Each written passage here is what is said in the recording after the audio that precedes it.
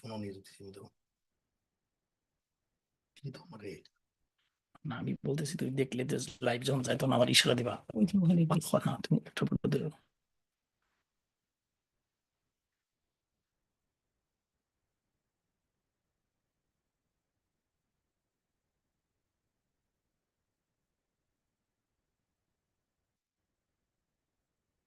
শুভরাত্রি সুপ্রিয় দর্শক, দায় মুক্তির ২৭তম পর্বে আপনাদের স্বাগত। আমাদের আজকের পর্বটি একটি বিশেষ পর্ব। আজকের পর্বে আমাদের সঙ্গে আছেন বাংলাদেশ আওয়ামী লীগের সংগ্রামী সভাপতি, মাননীয় প্রধানমন্ত্রী, দুঃসময়ের কান্ডারি বঙ্গবন্ধু কন্যা জননেত্রী শেখ হাসিনা।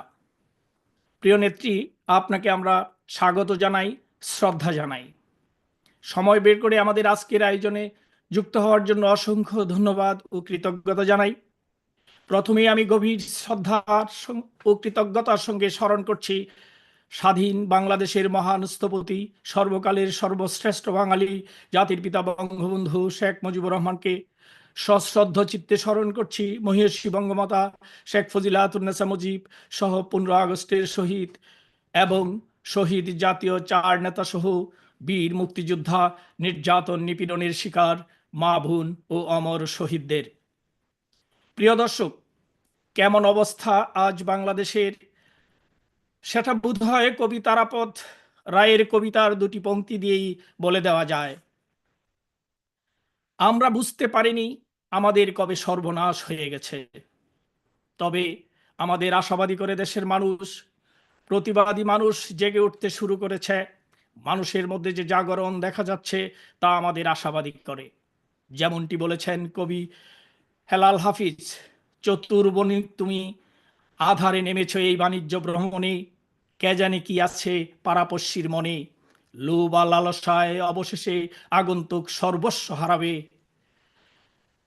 কেননা প্রভাত হলে চারিদিকে মানুষের ডল নেমে যাবে। ডেভিড ইনুসগংয়ের অপশাসনের বিরুদ্ধে মানুষের দল নামতে আর বেশি দেরি নেই। সেই প্রত্যাশায় আমাদের আজকের পর্বটি শুরু করি। প্রিয় দর্শক, দায় মুক্তির আজকের পর্বে আমরা কথা বলবো খুনি ইউনুসগংয়ের নির্মম নির্যাতনের শিকার হয়ে মৃত্যুকুলে ঢলে পড়েছেন এমন শহীদ পরিবারের সদস্যদের সঙ্গে। শহীদগণ হলেন শহীদ মোহাম্মদ আমির হোসেন সরকার। তিনি ছিলেন নরসিংদী সদর উপজেলার আলুকবালি ইউনিয়ন ছাত্রলীগের সাবেক সাধারণ সম্পাদক এবং ইউনিয়ন পরিষদের মেম্বার। খুনিরা গত পরশু অর্থাৎ 22 এপ্রিল মঙ্গলবার দুপুর 1টায় আমির হোসেন সরকারকে তার বাড়ির ঘর থেকে টেনে বের করে, তারপর বাড়ির উঠানে ফেলে রামদা, বল্লম ও ছুরি দিয়ে কুপিয়ে নৃশংসভাবে হত্যা করে তার শরীরে 40টা কোপ দেয়। আমির হোসেন সরকারকে বাঁচানোর জন্য তার সহধর্মিণী, মা, বাবা ও ভাই ছুটে গেলে তাদের প্রত্যেককে কুপিয়ে আহত করে। 24 বছর বয়সের এই তরুণ মুজিব সৈনিক আমির হোসেন সরকারের হত্যাকারীরা হলো স্থানীয় বিএনপি নেতা ডেজার কায়ুম, আব্দুল জব্বার, আমিনুল, জামাল উদ্দিন, তারামিয়া, এমরান আলী ও দেলুগং।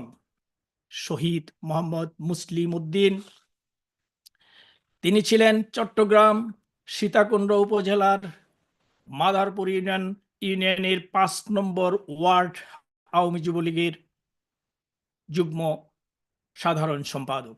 মোহাম্মদ মুসলিম উদ্দিন গত 10 এপ্রিল কর্মক্ষেত্র থেকে বাড়ি ফেরার সময় বিএনপি জামাতের সন্ত্রাসীরা রাস্তায় গাড়ি থামিয়ে তাকে গাড়ি থেকে নামায়, মেরে ফেলার হুমকি দেয় এবং তার কাছে 20 লাখ টাকা চাঁদা দাবি করে। ওই দিনই 3 লাখ টাকা দিতে বলে। জবাবে মুসলিম উদ্দিন বলেন, এত টাকা দেওয়া তো সম্ভব না। এটা বলার সঙ্গে সঙ্গে রান্দা দিয়ে নিষ্ঠুরভাবে কোপানো শুরু করে। এক পর্যায়ে মরে গেছে ভেবে ফেলে চলে যায়। এর 1 ঘন্টা পর তিনি মারা যান। শহীদ আমিরুল ইসলাম মাস্টার, তিনি ছিলেন পাবনা জেলার সাঁথিয়া উপজেলা আওয়ামী যুবলীগের সাংগঠনিক সম্পাদক। আমিরুল ইসলাম মাস্টারকে গত 10 মার্চ সন্ধ্যা 7টা 50 মিনিটের সময় নিজ বাড়ির কাছে চকপাটা বাজারে শত শত মানুষের সামনে চাইনিজ সাকুরা চাকু দিয়ে নির্মমভাবে কুপিয়ে হত্যা করে। হত্যাকারীরা হলো স্থানীয় বিএনপি নেতা মেহেদী হাসান ইমু ও স্থানীয় বিএনপি নেতা শিবলি সাদিক মিথুন। শহীদ আব্দুল কাদের মিলন, তিনি ছিলেন নোয়াখালী জেলার কোম্পানীগঞ্জ উপজেলার চরহাজি ইউনিয়ন আওয়ামী যুবলীগের সাধারণ সম্পাদক। আব্দুল কাদের মিলন উমরা হজ করতে সৌদি আরব গিয়েছিলেন। দেশে ফিরে গত 11 এপ্রিল রাতে বাড়ি ফেরার পথে বাড়ির পাশে হাজারীহাটের নিকট তাকে বিএনপি জামাতের সন্ত্রাসীরা নিষ্ঠুর নির্মমভাবে পিটিয়ে গুরুতর আহত করে। চিকিৎসার জন্য ঢাকা নেওয়ার পথে পরদিন সকালে আব্দুল কাদের মিলন শেষ নিঃশ্বাস ত্যাগ করেন। শহীদ মোহাম্মদ স্বপন, তিনি ছিলেন বঙ্গবন্ধুর আদর্শের একজন সৈনিক, ছিলেন ঢাকার মোহাম্মদপুরের স্থায়ী বাসিন্দা। মোহাম্মদ স্বপনকে গত বছর 25 ডিসেম্বর সন্ধ্যা 7টায় মোহাম্মদপুর শিয়া মসজিদের সামনে চাইনিজ সাকুরা চাকু দিয়ে কুপিয়ে হত্যা করে। হত্যাকারী হলো স্থানীয় বিএনপি কর্মী মোহাম্মদ সোহেল। শহীদ মোহাম্মদ সাকিব, তিনি ছিলেন চট্টগ্রাম মহানগরের বাকুলিয়া থানার 18 নম্বর ওয়ার্ডের ছাত্রলীগের কর্মী। মার জন্য ওষুধ মশার কয়েল কিনতে গত বছর 5ই আগস্ট রাত 12:15টার সময় মোহাম্মদ সাকিব বাড়ি থেকে বের হয়। বাড়ির সামনে তাকে বিএনপি জামাতের সন্ত্রাসীরা পৈশাচিকভাবে রামদা দিয়ে কুপিয়ে এবং লাঠি দিয়ে পিটিয়ে রাস্তার পাশে নালার মধ্যে ফেলে রাখে। তার চিৎকার শুনে মা, বোন, ভাতিজি, ভাগ্নে ছুটে যায়। তখন সন্ত্রাসীরা মার হাত পা ভেঙে দেয়, বোনের হাতের কবজি কেটে দেয়, ভাতিজি ও ভাগ্নেকে পিটিয়ে আহত করে।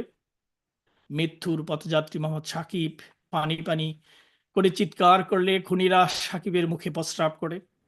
হাসপাতালে নেওয়ার পথে মোহাম্মদ সাকিব মারা যান। আজ আমাদের সঙ্গে আছেন ইয়াসমিন বেগম, তিনি হলেন শহীদ মোহাম্মদ আমির হোসেন সরকারের সহধর্মিণী। আছেন শহীদের মা জমিলা বেগম, শহীদের পিতা আব্দুল হক মিয়া, ছোট ভাই সোহরাব হোসেন সরকার ও সাইফুল ইসলাম সোহেল সরকার। লিমা আক্তার, তিনি হলেন শহীদ মোহাম্মদ মুসলিম উদ্দিনের সহধর্মিণী। আছেন শহীদের মা সুফিয়া বেগম, রয়েছেন পিতা আবু তাহের, আরও আছেন শহীদের ছোট ভাই মোহাম্মদ মমিন উদ্দিন। আছেন হাফিজা খাতুন, তিনি শহীদ আমিরুল ইসলাম মাস্টারের সহধর্মিণী।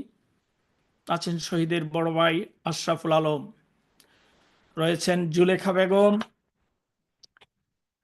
তিনি হলেন শহীদ আব্দুল কাদের মিলনের সহধর্মিণী। আছেন শহীদের 12 বছরের পুত্র আরাফাত ইসলাম মুরাদ। রয়েছেন কাকুলি আক্তার, তিনি শহীদ মোহাম্মদ স্বপনের সহধর্মিণী। আছেন কাকুলি আক্তারের ভাই মাইনুদ্দিন ইসলাম শুভ। আরও রয়েছেন মোহাম্মদ সালাউদ্দিন, তিনি শহীদ মোহাম্মদ সাকিবের বড় ভাই। শহীদদের আপনজন যারা যুক্ত হয়েছেন, আপনাদের সবাইকে স্বাগত জানাই। পর্যায়ক্রমে আপনারা সবাই কথা বলবেন, আমরা শুনবো। প্রিয় নেত্রীও আপনাদের কথা শুনবেন এবং আপনাদের সঙ্গে কথা বলবেন। শুরুতেই বক্তব্য রাখবেন বাঙালির অধিকার ও বাংলাদেশ প্রতিষ্ঠার আন্দোলন সংগ্রাম এবং মুক্তিযুদ্ধে নেতৃত্ব দানকারী দল বাংলাদেশ আওয়ামী লীগের সংগ্রামী সভাপতি মাননীয় প্রধানমন্ত্রী বঙ্গবন্ধু কন্যা জননেত্রী শেখ হাসিনা। শ্রদ্ধেয় নেত্রী।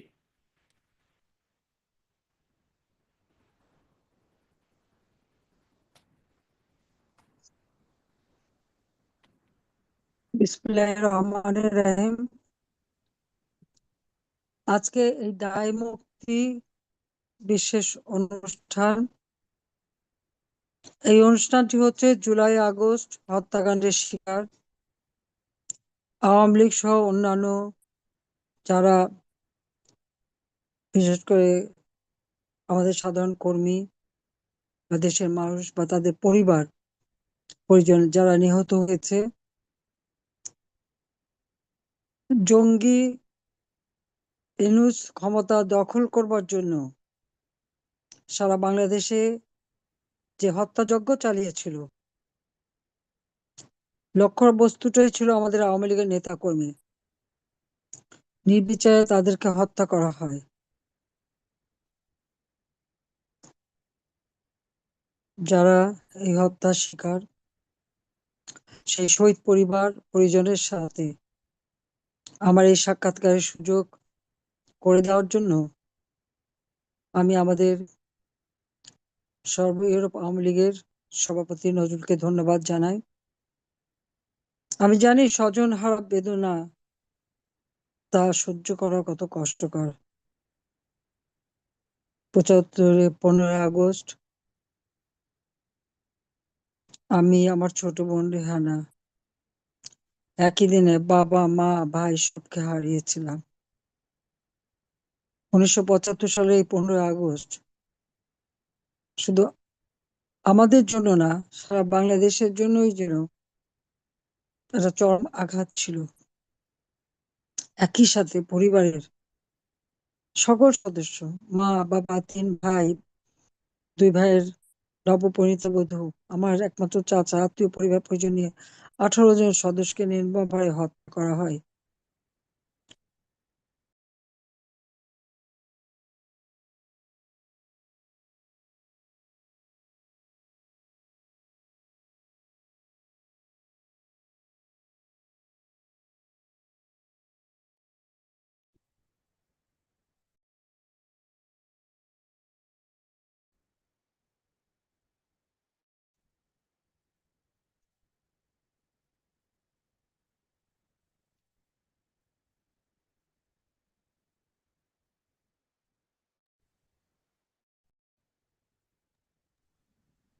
মাননীয় নেত্রী, আপনার কিন্তু আমরা মনে হয় শুনতে পাচ্ছি না।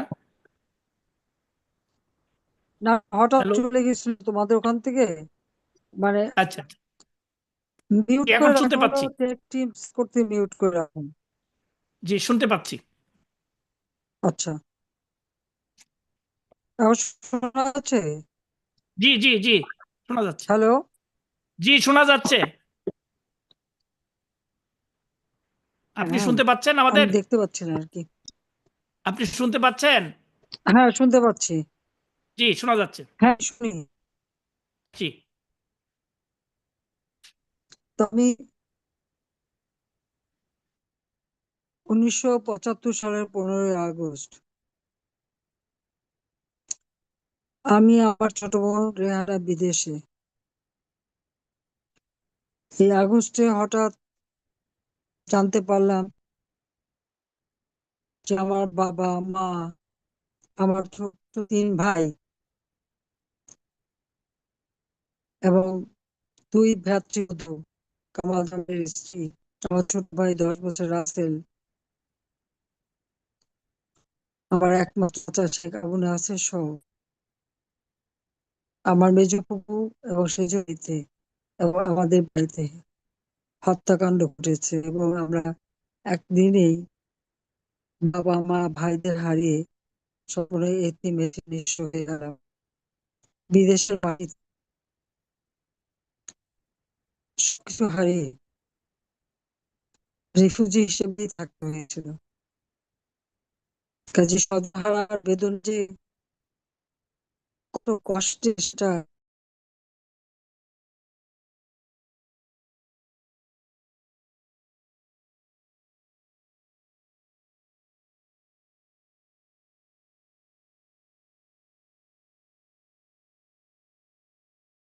এত শোক বুকে নিয়েই আমাকে চলতে হয়।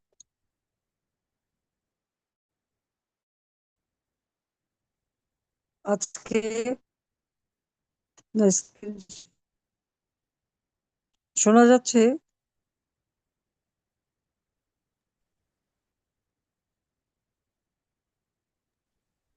শোনা যাচ্ছে। জি।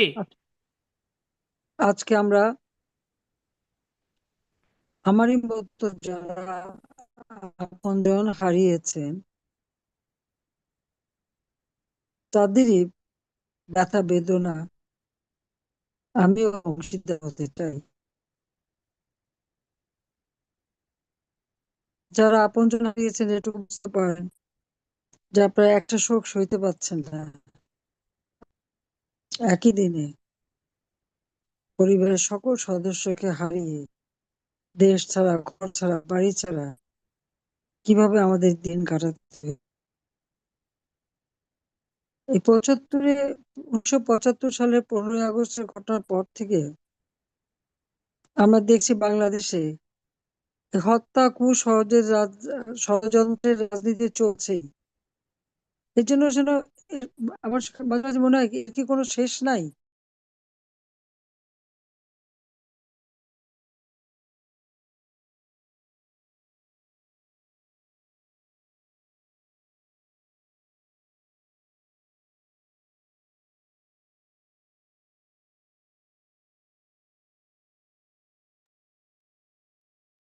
জি, আমরা শুনতে পাচ্ছি না মাননীয় নেত্রী। একটু ডিস্টার্ব করতেছে মনে হয় আমাদের আপনার ওই দিক, আপনার ওই দিক থেকেই। ওখান থেকে ওখান থেকে আপনার ওই দিক থেকে একটু ডিস্টার্ব করতেছে, কথা ক্লিয়ার শোনা যাচ্ছে না আপনার। না, আমার ওইদিকে তো ডিস্টার্ব করার কথা না। তোমাদের এখন এখানে শোনা, বারবার আসছে টেক। এখন আবার ক্লিয়ার, আচ্ছা দাঁড়াও, এখন ক্লিয়ার, দেখি। এখন আবার ক্লিয়ার। দাঁড়াও। না, আমি বুঝতে পারছি না, দেখে আমি বন্ধ করে দিচ্ছি, দিয়ে আমি আবার করতেছি।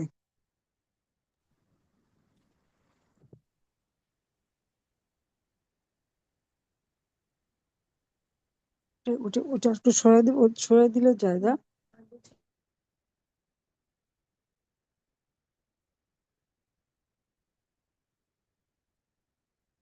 হুম, বন্ধুরা আবার শুরু কর। শোনা যাচ্ছে? জি জি জি জি, শোনা যাচ্ছে। প্রায় যেটা হচ্ছে লেখা আসতেছে টেক টিমস মিউট। এটা কেন না, বলছে? যার জন্য বারবার বাধা পড়ে যাচ্ছে। আচ্ছা আচ্ছা, না শোনা, আমার এখন এখানে তো আমরা শুনতে মোটামুটি পাচ্ছি, শোনা যাচ্ছে।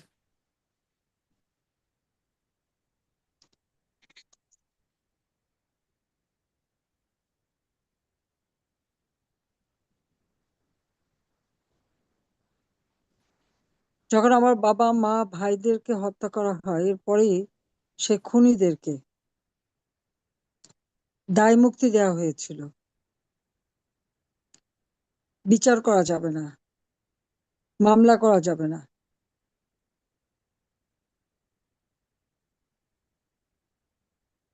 আমি বিদেশে 6 বছর আমরা 2 বোন থাকতে বাধ্য হই। আমার ছোট বোনের তো পাসপোর্টটাও দেয়নি। জিয়াউর রহমান পাসপোর্ট দিতে অস্বীকার করে, পাসপোর্টটা ডেট এক্সপায়ার হয়ে যায় আর রিনিউ করেনি।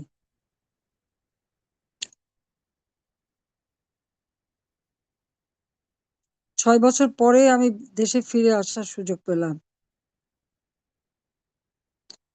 সেই দিনটির কথা কখনো ভুলবো না। আমি যেদিন বাংলাদেশ ছেড়ে যাই এটা ছিল 30শে জুলাই 1975 সাল। এয়ারপোর্টে আমার ভাই মুক্তিযোদ্ধা ক্যাপ্টেন শেখ কামাল এবং তার স্ত্রী সুলতানা, লেফটেন্যান্ট শেখ জামাল, তার স্ত্রী পারভিন, জামাল রোজি, আমার ছোট ভাইটি মাত্র 10 বছর বয়স। ওরা সবাই কিন্তু এয়ারপোর্টে ছিল, আমাদেরকে প্লেনে তুলে দেয়। যেদিন আমি ফিরে আসি, হাজার হাজার মানুষ এয়ারপোর্টে, কিন্তু আমার মনটা তখন খুঁজে বেড়াচ্ছে আমার সেই হারানো ভাইদের চেহারা।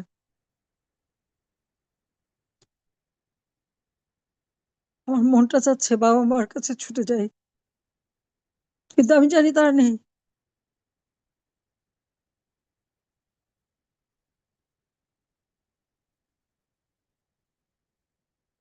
আমি হয়তো আমার আপনজনদের পাইনি, কিন্তু আমি পেয়েছিলাম সারি সারি কবর, বনানী কবরস্থানে, মুলিবাসে বেড়া দিয়ে ঘেরা। এক সারি কবর। আবার ওই কবর আমি জানি না এখানে কে কোথায় আছে, সেটাও কোনো চিহ্ন ছিল না।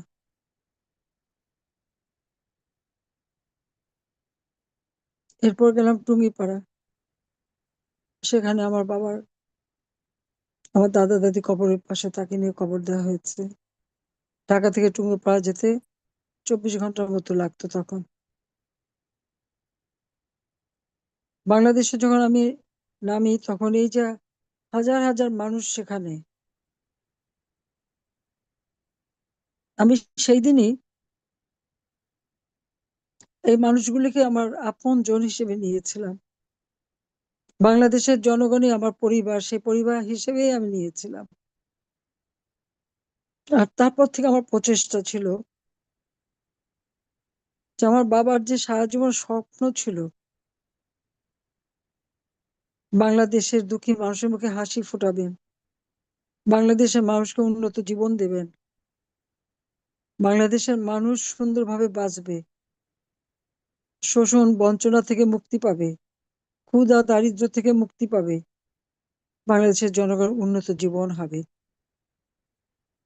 আমি সেই দায়িত্বটাই মনে করলাম আমার সব থেকে গুরুত্বপূর্ণ দায়িত্ব। আর সেই দায়িত্বটা বুকে ধারণ করে, সেই শোক ব্যথা সবকিছু বুকে নিয়ে সহ্য করে আমি আমার কাজ শুরু করলাম। আমি 32 নম্বরের সামনে গেলাম, তালা দেওয়া, সিল করা। জিয়াউর রহমান তখন ক্ষমতা, আমাকে ওই বাড়িতে ঢুকতে দিল না। বিনিময়ে আমাকে অন্য বাড়ি সে এসে দিচ্ছিল, তার কিছু মন্ত্রীরা। আমি বললাম যে না, খুনিদের হাত থেকে আমার কিছু নেয়ার নেই। আমার কোনো থাকার জায়গাও ছিল না, আমি আবার ছোট পুকুর বাড়িতে যেয়ে উঠলাম। কখনো ছোট পুকুর বাড়ি, কখনো মেজো পুকুর বাড়িতেও থাকলাম, কারণ এই দুই বাড়িতেও ছোট পুকুর ছোট মেয়েকে হত্যা করা হয়েছে। মেজো পুকুর বড় ছেলে শেখ ফজলুল হক মনি আর তার অন্তঃসত্ত্বা স্ত্রীকেও হত্যা করা হয়েছে। কাজে তারাও স্বজন হারা। তাদের বাড়িতে আমি থাকা শুরু করলাম। আর সারা বাংলাদেশ আমি চারণের বেশি ঘুরে বেরিয়েছি। তখন রাস্তাঘাট এত উন্নত ছিল না, কখনো নৌকায়, কখনো ভ্যানে করে, কখনো পায়ে হেঁটে, কখনো রিক্সায়, স্টিমারে, বাসে, নানাভাবে আমি সারা বাংলাদেশ ঘুরেছি। আমি নিজের চোখে দেখেছি বাংলাদেশের মানুষের কষ্ট, দুরবস্থা, প্রতি বছর দুর্ভিক্ষ। এই মানুষগুলি ভাগ্য পরিবর্তনের জন্যই তো কাজ করেছি। আর আমার বাংলাদেশ আওয়ামী লীগের সকল নেতা কর্মী, তারা আমাকে সব ধরনের সহযোগিতা করেছে। গ্রামে গঞ্জে গেছি, বাংলাদেশের মানুষের কাছ থেকে পেয়েছি আমি গভীর ভালোবাসা। কত মানুষ আমাকে বলেছে,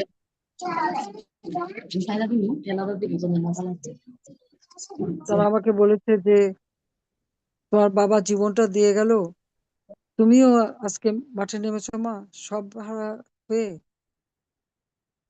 ওইটুকু আমার সবচেয়ে বড় পাওয়া ছিল। যখনই সরকার গঠন করার সুযোগ পেলাম, সকলের আগে সেই দায় মুক্তি আইন বাতিল করে দিয়ে আমি সেই খুনিদের বিচার করেছি। 1971 সালে যারা আল বদর বাহিনী, রাজাকার বাহিনী, আল বদর বাহিনী করে গণহত্যা চালিয়েছিল, যাদের বিচার আমার বাবা জাতির পিতা বঙ্গবন্ধু শেখ মুজিবুর রহমান শুরু করেছিলেন, সেই বিচারও বন্ধ করে দিয়ে সেই খুনিদেরকে পুরস্কৃত করা হয়েছিল। কিন্তু যারা আপনজন হারিয়েছে, স্বজন হারা, সেই স্বজন হারা বেদনা নিয়ে তো তারা বেঁচে ছিল, ন্যায় বিচার পাওয়ার অধিকার তাদেরও ছিল। আমি সেই যুদ্ধ অপরাধীদেরও বিচার করেছি, ন্যায় বিচার যাতে স্বজন হারা বেদনা নিয়ে যারা বেঁচে আছে তারা যেন পেতে পারে। কত লাশ গুম হয়ে গেছে, অনেকে জানতেও পারেনি, কোনদিন লাশ এখনো পায়নি, দেখেও নি।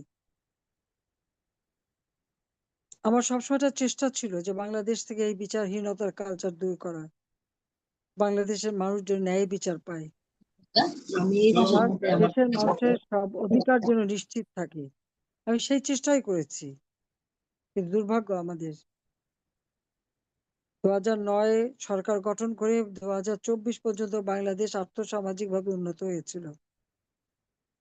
কিন্তু এই যে সুদখোর জঙ্গি ইউনূসের ক্ষমতার লোভ এবং তার যে চক্রান্ত, আর আমাদের স্বাধীনতা বিরোধী তাদের একটা চক্রান্ত, এই চক্রান্তের ফলে বাংলাদেশ আবার রক্তাক্ত হলো। এর আগে বহুবারও হয়েছে, আমাকে তো হত্যা করার জন্য অনেকবার চেষ্টা করা হয়েছে।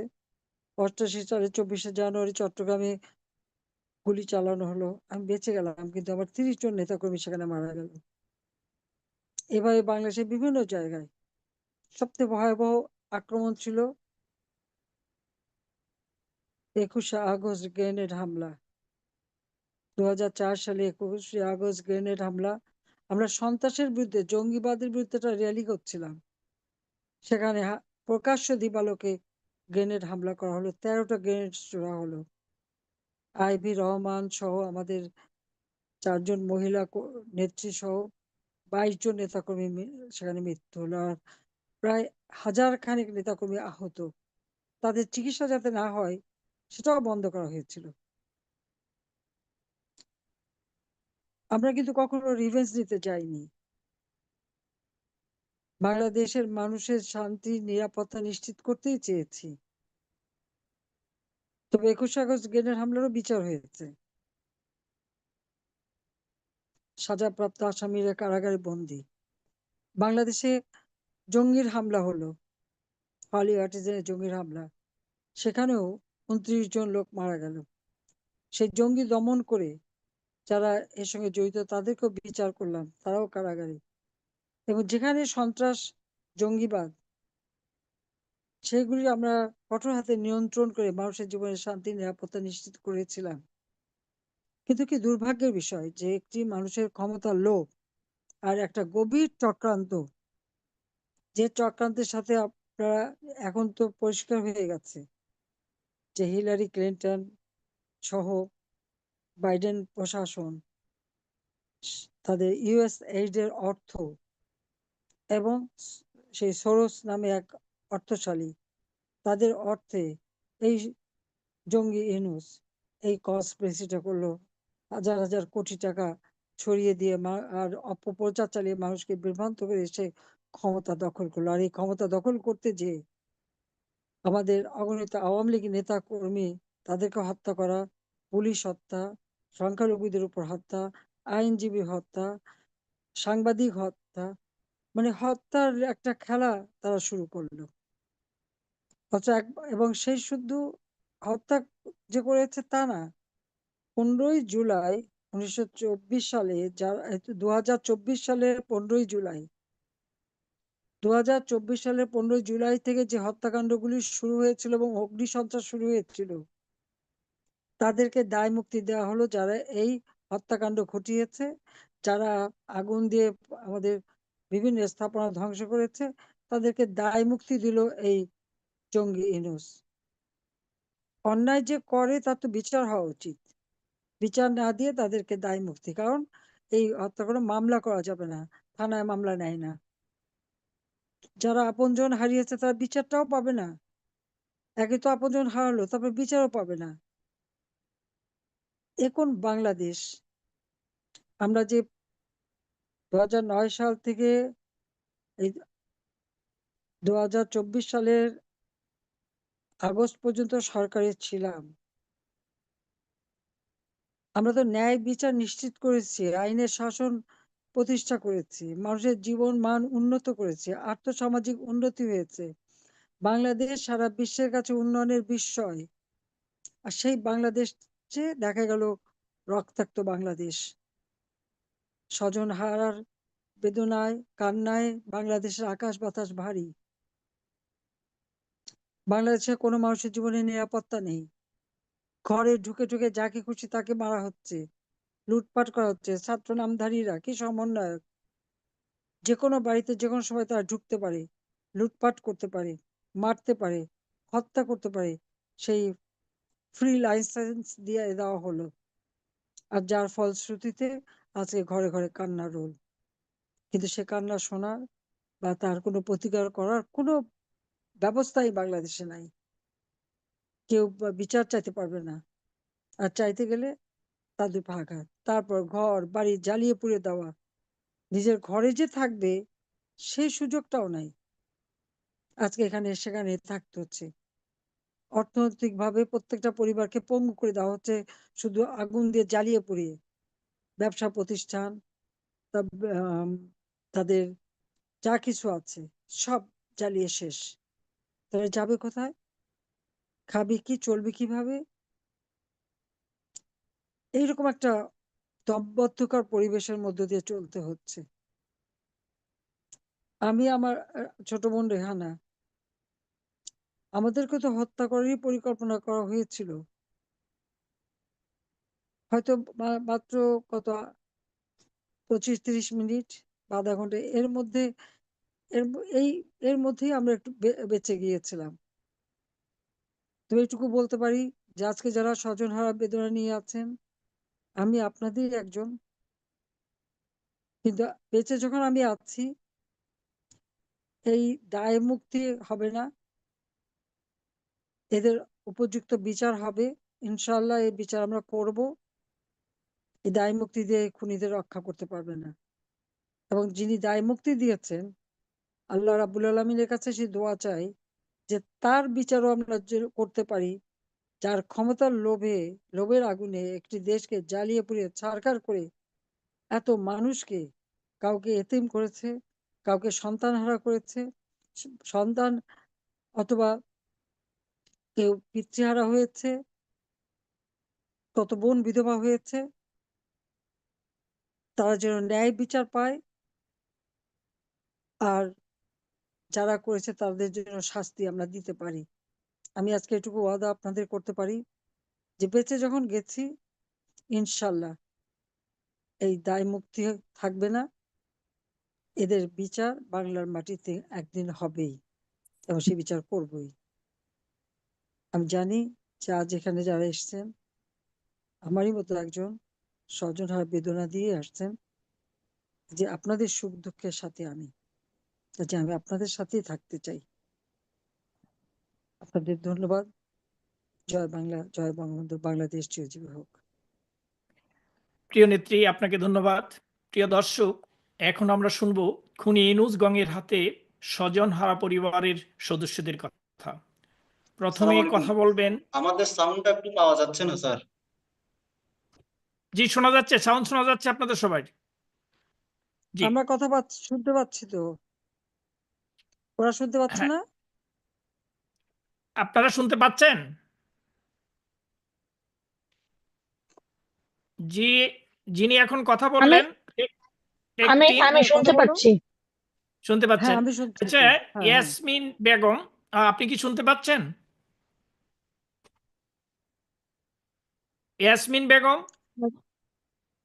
ওরা কাকে যেন দিয়ে দিছে দেখো। ইয়াসমিন বেগম না, তিনি আর হলেন একজন বললে উনি শুনতে পাচ্ছেন। শহীদ ওরা আমির লাইনটা হোসেন কোথায় সরকারের দিয়েছে দেখো। সহধর্মিণী। আপনি কি আছেন ইয়াসমিন বেগম? জি জি আসছি। জি, ইয়াসমিন বেগম তিনি হলেন শহীদ আমির হোসেন সরকারের সহধর্মিণী। মোহাম্মদ আমির হোসেন সরকার ছিলেন নরসিংদী সদর উপজেলার আলুকবালী ইউনিয়ন ছাত্রলীগের সাবেক সাধারণ সম্পাদক ও ইউনিয়ন পরিষদের মেম্বার। ইয়াসমিন বেগম, আপনি বলুন।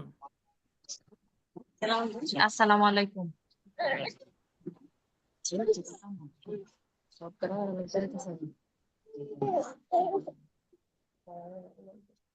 আপনাকে আমরা শুনতে পাচ্ছি, আপনি বলুন। শুরু করবো।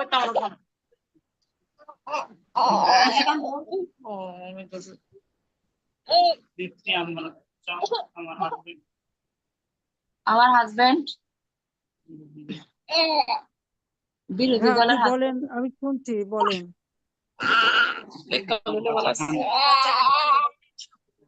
আমার বাচ্চার সামনে না, ঠিক নির্মম আছে। ভাবে কত বয়স, কত বাচ্চাটার বয়স কত? এই বাবার কথা মনে হইলে কি স্বাভাবিক। কয় মাস বয়স? নির্মম ভাবে ছুরি দিয়া হত্যা করছে।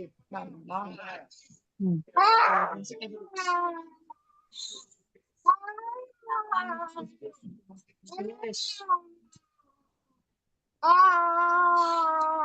আমার সামনে, আমার বাচ্চার সামনে, আমার পরিবারের সামনে নির্মম ভাবে এলোপাথারি ভাবে হত্যা করছে। না, না, না, না। আমার বাচ্চা এত ভয় পাইছে, রাত্রেবেলা ঘুমায় না, সারাক্ষণ কান্নাকাটি করে।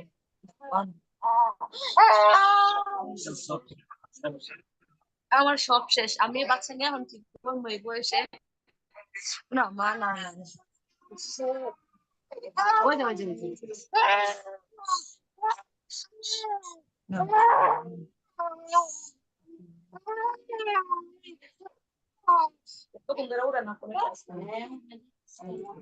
মোবাইল দেখলে বাবার কথা মনে হয় আর ইচ্ছা মতো কান্নাকাটি করে।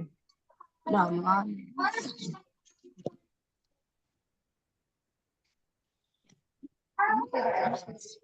সাইফুল ইসলাম সোহেল, আপনি একটু ওনাকে একটু বলতে দেন, ওই বাচ্চাটাকে একটু ধরলে হয়তো একটু কথা বলতে পারবে বা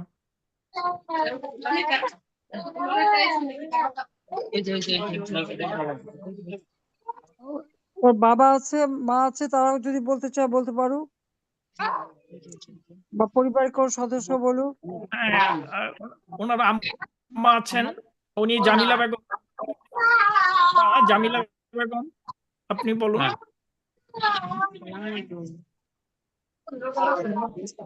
কিছু বলবেন? আপনি বলেন, মা বলেন। বলেন কেমনে কেমনে মারছে। আমার বলো আমার বলছে ডাইকে নিয়ে খুবাই পানা পানা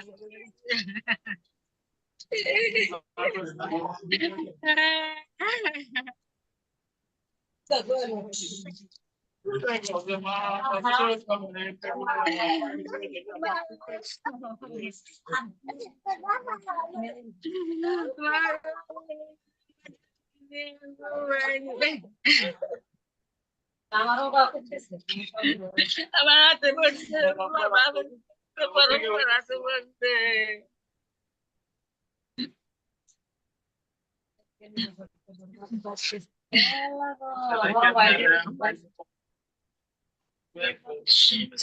সাড়ে করছি উঠে পড়ছে সাড়ে করছি কুবাইয়া বাইরে দিয়ে গেছে বাইরে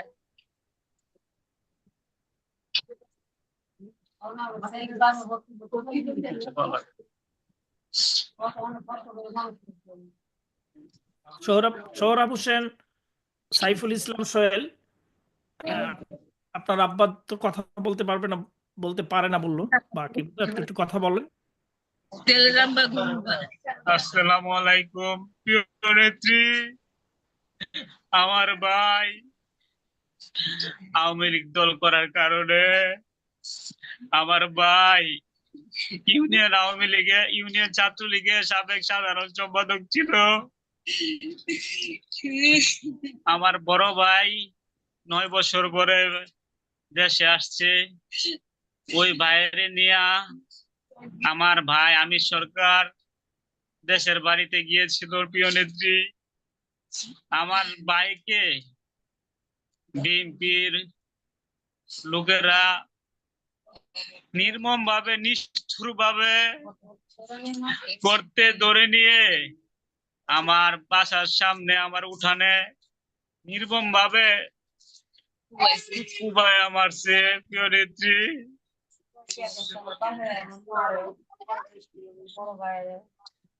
প্রিয় নেত্রী, আমাদের উপরে যে নির্যাতন জুলুম চালিয়েছে এটা ভাষায় প্রকাশ করতে পারতেছি না নেত্রী। আমাদের উপরে, তারপর আমার ভাই নির্বাচন করেছিল, ইউপি নির্বাচন 3 নং ওয়ার্ডের আলোকবালী নরসিংদী সদর 3 নং ওয়ার্ডে ইউপি সদস্য নির্বাচনে আমার ভাই বিজয় লাভ করার পরে প্রিয় নেত্রী আমাদের ঘর বাড়ি জ্বালিয়ে দিয়েছিল, আমাদের ঘর বাড়ি পুড়ে গেছে প্রিয় নেত্রী। আমাদের ঘর বাড়ি সব পুড়ে ফেলছে প্রিয় নেত্রী। কারা করছে? বিএনপির স্থানীয় যারা বিএনপি নেতা আছে, বিএনপির লোকেরা বিএনপির লোকেরা আমার ভাই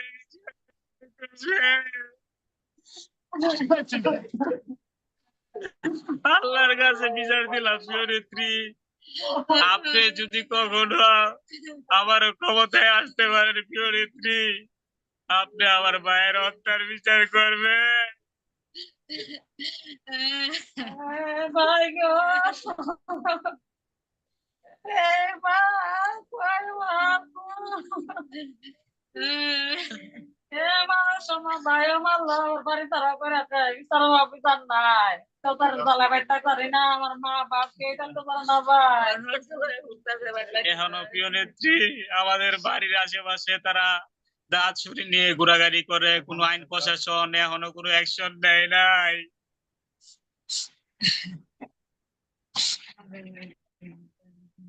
তো চিন্তা করো না, নিশ্চয়ই আল্লাহ একদিন সময় দেবে, এদের বিচার করব। এরকম তো প্রিয় আমার তো নেত্রী, 35 আমি আর বছর কিছু চাই না। শোনো, আমার 35 বছর আমার লাগছে আমার ভাইয়ের বাবা মার সবটা আমার বিচার ভাইয়ের করতে। বিচার চাই প্রিয় নেত্রী। আপনি যদি কখনো ক্ষমতায় আসেন আমার ভাইয়ের ইনশাল্লাহ বিচার হবে। বিচার করবেন। হ্যাঁ, বিচার হবে, বিচার হবে, অবশ্যই হবে। এরা ছাড়া পাবে না, এত অন্যায় আল্লাহ সইবে না। ধৈর্য ধরতে হবে, ধৈর্য ধরো। আমরা ধৈর্য ধরেছিলাম। আমার বাবা মা ভাইদের যারা হত্যা করছে 35 বছর সময় লেগেছিল বিচার করতে। আমি কিন্তু বিচার করেছি, আর এই বিচার খুব তাড়াতাড়ি হবে, এটুকু কথা দিতে পারি। ধৈর্য ধরো। এত মায়ের কান্না, এত বাবার কান্না, অশ্রু, এর কিছু খালি যাবে না। ঠিক আছে, নজরুল আপনারা অন্য জায়গায় চলো। আপনারা আমাদের সাথে থাকেন। আসলে আমির হোসেন সরকারকে গত পরশু বাংলাদেশ সময় দুপুর 1:30টায় এই নির্মমভাবে কুপিয়ে হত্যা করা হয়েছিল। তারা গতকাল সন্ধ্যায় তার মরদেহ পেয়েছেন এবং দাফন করেছেন। স্বাভাবিক কারণেই তারা দারুণভাবে শোকাহত, বেদনাহত। তার মধ্যে পুরো পরিবার এখানে আছেন। ওনার আব্বা যেটা কথা 22 বলতে তারিখে, পারছেন না, ওনার কথা সমস্যা। 22 তারিখে যাক, না, এই গত, হ্যাঁ, 22 জি তারিখ হচ্ছে ওটা। জি জি জি পরশু 22 তারিখে এটা দুপুর 1:30টায়। হ্যাঁ। হ্যাঁ, দুপুর 1:30টায় আপনি আমাকে মেসেজটা প্রথম দিয়েছিলেন। জি আমি পাঠাইছি তোমাকে, হ্যাঁ। জি, হ্যাঁ, তাৎক্ষণিকভাবে আমি ওদের সাথে যোগাযোগ করছি। আমাদের রাব্বি ওরা ইয়ে করেছে। যাক, ধন্যবাদ। আপনারা আমাদের সাথেই থাকুন। প্রিয় নেত্রী, আপনাকে ধন্যবাদ। এবার বলবেন লিমা আক্তার। তিনি হলেন শহীদ মোহাম্মদ মুসলিম উদ্দিনের সহধর্মিণী। মোহাম্মদ মুসলিম উদ্দিন ছিলেন চট্টগ্রামের সীতাকুণ্ড উপজেলার মুরাদপুর ইউনিয়নের 5 নং ওয়ার্ড আওয়ামী যুবলীগের যুগ্ম সাধারণ সম্পাদক। লিমা আক্তার, আপনি কথা বলুন।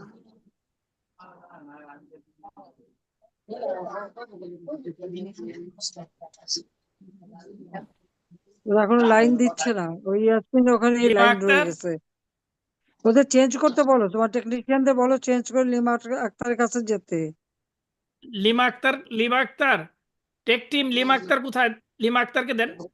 হ্যাঁ, আছে, ও আসছে, এখন আছে। জি বলো মা, কেমন আছো বলো।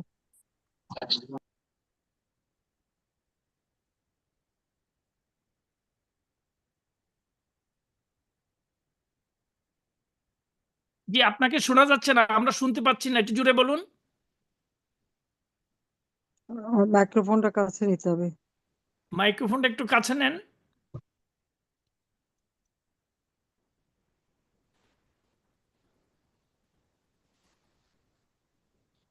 লিমা আক্তার, আমাদের টেক টিম একটু সহযোগিতা করুন, দেখুন তো ওনার কথা শোনা যাচ্ছে না কেন। হেড হেডফোনটা খুলতে হবে। জি জি, এবার কথা বলুন।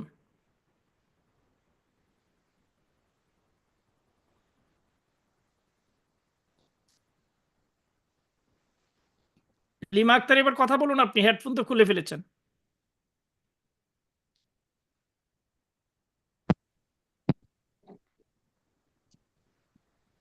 হ্যালো। হ্যাঁ, শোনা যাচ্ছে, এবার কথা বলুন। লিমা আক্তার, কথা বলুন। হ্যাঁ, শোনা যাচ্ছে।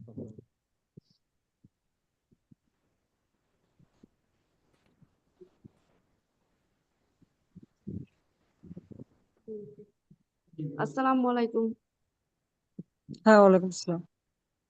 আমার স্বামী আওয়ামী লীগ করতো, মানে 5 আগস্টের পর থেকে নির্যাতন, মানে বাড়ির আশেপাশে মানে দা ছুরি নিয়ে এরকম ঘোরাঘুরি করতেছে, বাড়ির ভিতরে বুম ফুটাইতেছে, মানে অনেক নির্যাতন আছে। আবার 20 লাখ টাকা চাঁদা দাবি করতেছে, ওদেরকে মানে অনেক টাকা পয়সা দিচ্ছে, তবুও আমার স্বামী মানে ইয়ে আওয়ামী লীগ করতো, ইয়ে একটা ফ্যাক্টরিতে মানে চাকরি করতো ইনচার্জ হিসেবে। তো ওইখানে চাঁদাবাড়ির জন্য আমার স্বামীকে নির্মূল ভাবে হত্যা করছে বিএনপির নেতা কর্মীরা। কোম্পানি গাড়ি করে মানে আসতেছে, ওইখান থেকে নামায়। ইস,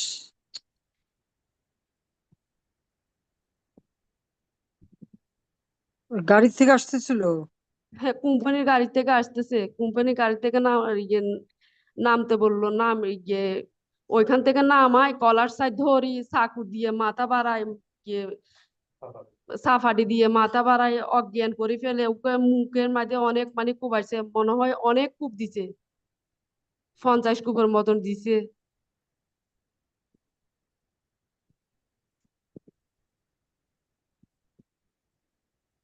আবার পেটে ছুরি মারি দিছে,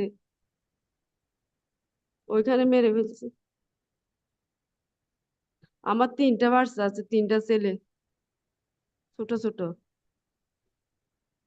আমরা খুব অসহায়, কি করব জানি না ছেলে মেয়ে নিয়ে। আমার ছেলেরা অনেক ছোট বাচ্চারা ছোট। কোথায়? তোমার ছেলেরা কই? ছেলেরা আছে, কাছে আছে? দেখাও ছেলেরা ছেলেদের আছে একটু এখানে। কাছে আনো, আমি দেখি। আসো বাবা, তোমার আসো, আসো, কাছে আসো, আসো। একটু দেখো দেখো, আসো। এটা ছোট ছেলে, এটা মেজ ছেলে, আচ্ছা, আর এটা বড় ছেলে। বাচ্চাদের সামনে বাচ্চার বাবাকে হত্যা করছে।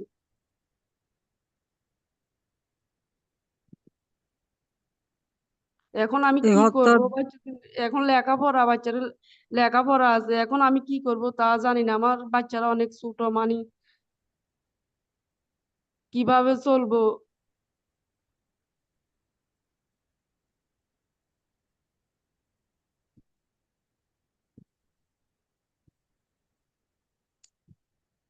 আমরা 5টা নিশ্চয়ই চেষ্টা করবো, আমরা চেষ্টা করবো কিছু একটা ব্যবস্থা তোমার করে দিতে। আর এখন তো যেটা হচ্ছে, জানি না মামলা কি করতে পারছো? মামলা তো করতে দেবে হ্যাঁ, না, মামলা তো মামলা দেবে করছি, না। আমি মামলা করছি। করতে পারছো? হ্যাঁ, আচ্ছা, 10 এপ্রিলে তবু তো মামলা মামলা করছি। করতে এখন তো পারছো। আমি মামলা করছি, এখন তো পুলিশও আসতেছে না, র্যাবও আসতেছে না, মানে অনেকবার ফোন করছি, আসতেছে না। হুম। আসবে আসবে বলে আসতেছে না। মানে মামলা তারা নিতে চায় না, হ্যাঁ, নিতে চাইনি, এমনি কোনো নিচে ব্যবস্থা নিতে নিচে চায় না। নিচে আসবে বলছে, মানে পুলিশকে ইয়ে যারা খুন করছে তাদেরকে মানে 2-4 জন ইয়ে ইয়ে করে, মানে ইয়ে পরা দিয়ে মানে চেষ্টা করছিল, পুলিশের কাছে ফোন করছে, পুলিশের আসতেছে না।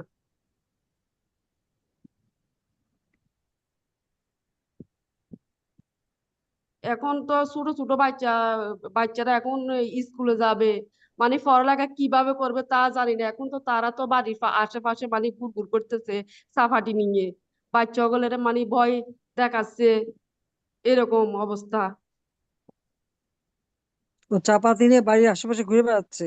হ্যাঁ, সাফাটি নিয়ে বাড়ির আশেপাশে ঘুরে বেড়াচ্ছে, এখন বাচ্চাদেরকে ভয় দেখাচ্ছে, বাচ্চারা স্কুলে যাইতে পারছে না তাদের ভয়ে।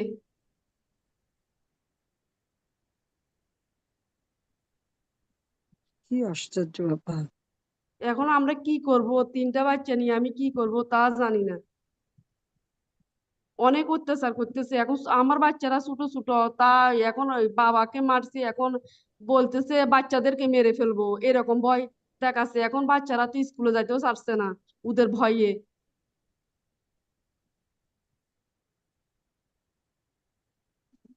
মানে বাচ্চাদের মারার হুমকি দিচ্ছে? হ্যাঁ, বাচ্চাদের মারার হুমকি দিচ্ছে, তারপর আমার দেবরকেও মারার হুমকি দিচ্ছে। সবাইকে মানে ভয় দেখাচ্ছে, এখন সবাই ভয়ে মানে আক্রান্ত ইয়ের মাঝে আছে। শহীদের ছোট ভাই মোহাম্মদ মোমেন উদ্দিন, আপনি যদি একটু দু কথা বলেন সংক্ষিপ্তভাবে বলুন।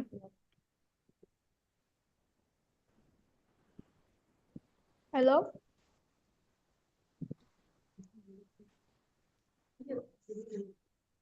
বাবা আসছে বোধহয়, বাবা আসছে, জি বাবা বলবে। হ্যাঁ, বসেন, বসেন আপনি। আসসালামু আলাইকুম নিত্রী। আমি দেখতেছি আপনাদের, আমি দেখতে পাচ্ছি, হয়তো আমাকে দেখতে পাচ্ছেন, আমার ক্যামেরা নাই, কিন্তু আমি আপনাদের আপনাকে দেখতেছি। আপনাকে আসসালামু লাখো আলাইকুম। কোটি সালাম ওয়ালাইকুম দোয়া। আসসালাম। আপনার জন্য দোয়া করি, অনেক দোয়া করছি। কেন আপনারা এই দশা হলো? আমাদের ভাগ্য খারাপ। আপনার জন্য আসক্ত নামাজের মধ্যে সবসময় দোয়া করতাম, কিন্তু এই ভাগ্য খারাপ কেন হলো আমি জানি না। আজকে আপনার দশা আমাদের হয়ে গেল। আমার বড় একটা ছেলে, যেটা আয় রোজগার করতো, একটা কোম্পানিতে চাকরি করতো, তো ডেলি ডেলি আসে তারা বাড়িতে। 15 আগস্টের পর থেকে তারা ডেলি ডেলি বাড়িতে আসে, হুমকি দিত, বোমা ফুড়াইতো, ককটেল ফুড়াইতো, চাঁদা দাবি করতো। কিছু টাকা চাঁদা দেওয়া হয়েছে, পরে 20 লক্ষ টাকা চাঁদা দাবি করে, বলতে আমরা 20,000 মানুষ নয়, 20 লক্ষ টাকা 15 চাই? টাকার মানুষ। 20 লক্ষ টাকা চাঁদা দিতে হবে, এখানে থাকতে হবে।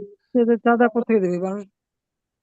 আমরা 20,000 টাকার মানুষ, আমরা কিভাবে দেবো? তো আমরা চিন্তা করতেছি চলে যাবো কোনো দিকে।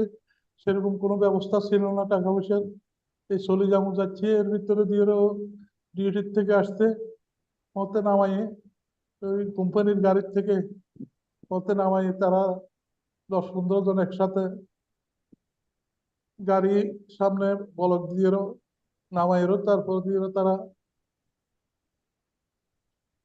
সাফারি দিয়ে ছুরি দিয়ে কুবাই, মাথা বেড়ায় আঘাত করে অন্তত 50 কোপের উপরে দিছে। চাপাতি দিয়ে ফার্স্টে লাগানো। নিশ্চিত করার জন্য বুকের মাঝে ছুরি মেরেছে, তাও নিশ্চিত হয় নাই। কিছুক্ষণ ডু আসছিল, ঘন্টা 2 ঘন্টা। মেডিকেল নেওয়া যাওয়ার সময় হতে মারা গেছে। এখন আমরা এই অবস্থাতে আছি। এখন দুঃখের কথা দুঃখিনীর কাছে কইয়েরও কি হবে আমি জানি না। আপনার জন্য দোয়া করতে, যে আপনি কি করবেন এখন আমাদের, আপনার কি সান্ত্বনা দিবেন? আপনাকে সান্ত্বনা দেওয়ার মতো তো আমাদের বাসা নাই। আমরা অসহায় অবস্থা আছি, নাতিদেরকে নিয়েও। আর মামলার অবস্থা তো যা, ওরা গুড় করে বেড়াইতেছে বাড়ির আশেপাশে, বিভিন্ন রকম হুমকি ধুমকি দিতেছে। ছেলে একটা আছে, আর একটাকে মেরে ফেলবে, নাতিদেরকে মেরে ফেলবে, এই জাতীয় কথাবার্তা বলতেছে তারা। এখন আমরা কি করবো? আমরা তো বড় অসহায় অবস্থা আছি, আমাদের জন্য দোয়া করবেন। আমি কি বলবো আর, আমার আমি বাসার দোয়া লোক। করি, কিছু আমার তো কিছু বলার নেই, ধৈর্য ধরেন।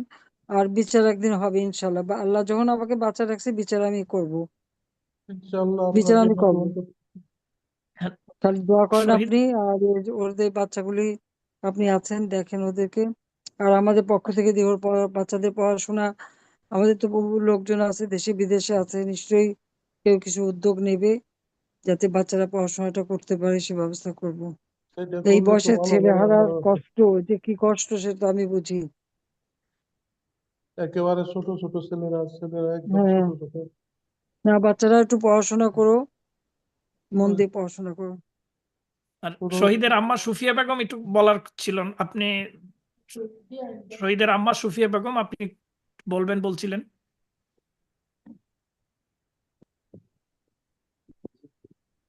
সুফিয়া বেগম, আপনি একটু বলুন। আসসালামু আলাইকুম। জি,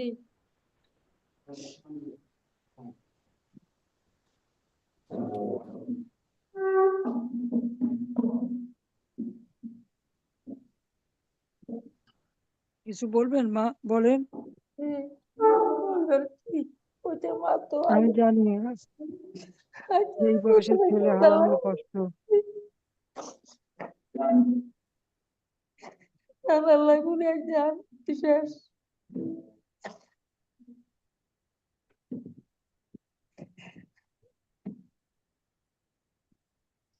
আপনি কাঁদেন না, আমি জানি এই কষ্ট সহ্য করা যায় না, তারপর আমি আছি, চেষ্টা করব।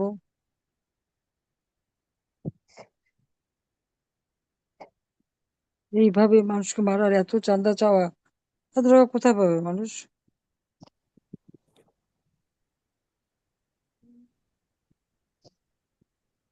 আপনি ধৈর্য ধরেন, আল্লাহ ডাকেন, আল্লাহ যেন দিন দেয়, এই সবগুলো ধরে শাস্তি দিতে পারবো, আপনার ছেলের বিচার আপনি পাবেন।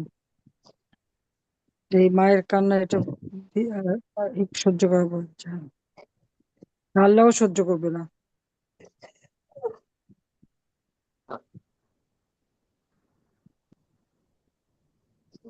মা কিছু বলতে পারছে না। নজরুল তুমি করো। জি, আপনারা আমাদের সাথেই থাকুন। আসলে সবাই বেদনাহত। হ্যাঁ, এখন বলবেন স্বাভাবিক কষ্ট। জি, এখন বলবেন ঠিক আছে। হাফিজা খাতুন। তিনি শহীদ আমিরুল ইসলাম মাস্টারের সহধর্মিণী।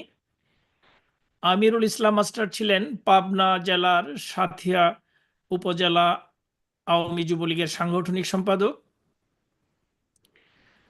হাফিজা খাতুন, আপনি বলুন। আসসালামু আলাইকুম।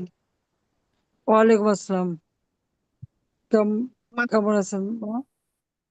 মাননীয় প্রধানমন্ত্রী, জি। আপনার কাছে আমার আকুল আবেদন। আমার স্বামী বাংলাদেশ আওয়ামী লীগের যুবলীগের সাঁথিয়া উপজেলা শাখার সাংগঠনিক সম্পাদক ছিল। আমার বাবা দীর্ঘ 30 বছর সাঁথিয়া খেতুপাড়া ইউনিয়নের সাধারণ সম্পাদক ছিল। জন্মসূত্রে আমরা আওয়ামী লীগ পরিবারের লোক। আপনাকে দেশে আনার জন্য প্রত্যেকটি আন্দোলন সংগ্রামে আমি আপনার পাশে আছি। আমার স্বামী হত্যার বিচার আমি চাই। আমার একটা ছোট্ট 3 বছরের 4 বছরের মেয়ে,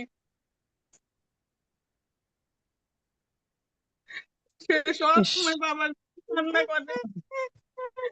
আহারে, আহারে, বাপের আদরটাও হারালো।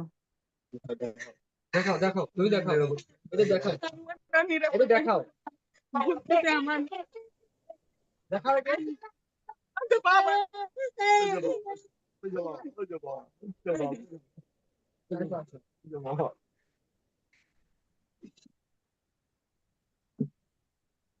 কোথায় যাবো, কি করবো, আমার কোনো কুল নাই।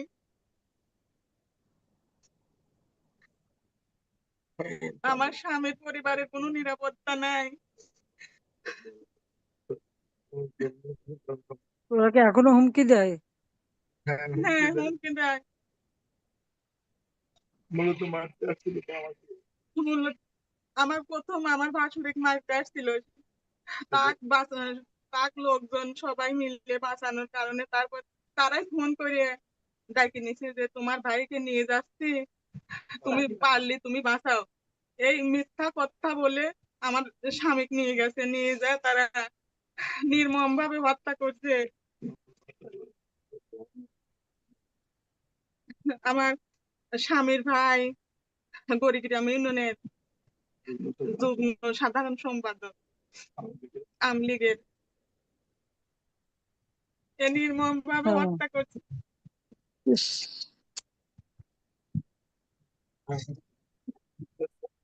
আমি আমার স্বামী হত্যার বিচারে আমার 4 বছরের শিশু সন্তান নিয়ে আমি এখন কি করবো? আমার দিন না যাচ্ছে, খারাপ যাচ্ছে।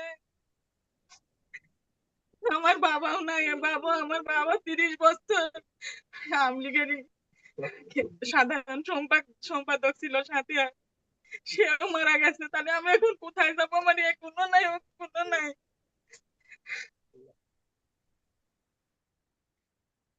আমার একটাই মেয়ে। হুম। আপনার তো সান্ত্বনা দেওয়ার ভাষা নাই আমার, কিন্তু আমি তো বুঝি আপনজন হারালে কি কষ্ট। আমার ছোট মেয়ের কান্না আমি সহ্য করতে পারি না। সব সময় সে বাবার জন্য কান্না করে। সব সময় সে স্কুলের সামনে একটা স্কুলে চাকরি করতো, সে খালি স্কুলে চলে যায় সবার সাথে বাবার দেখার জন্য, আর বলে বাবা নাই, মা দেখে আসো।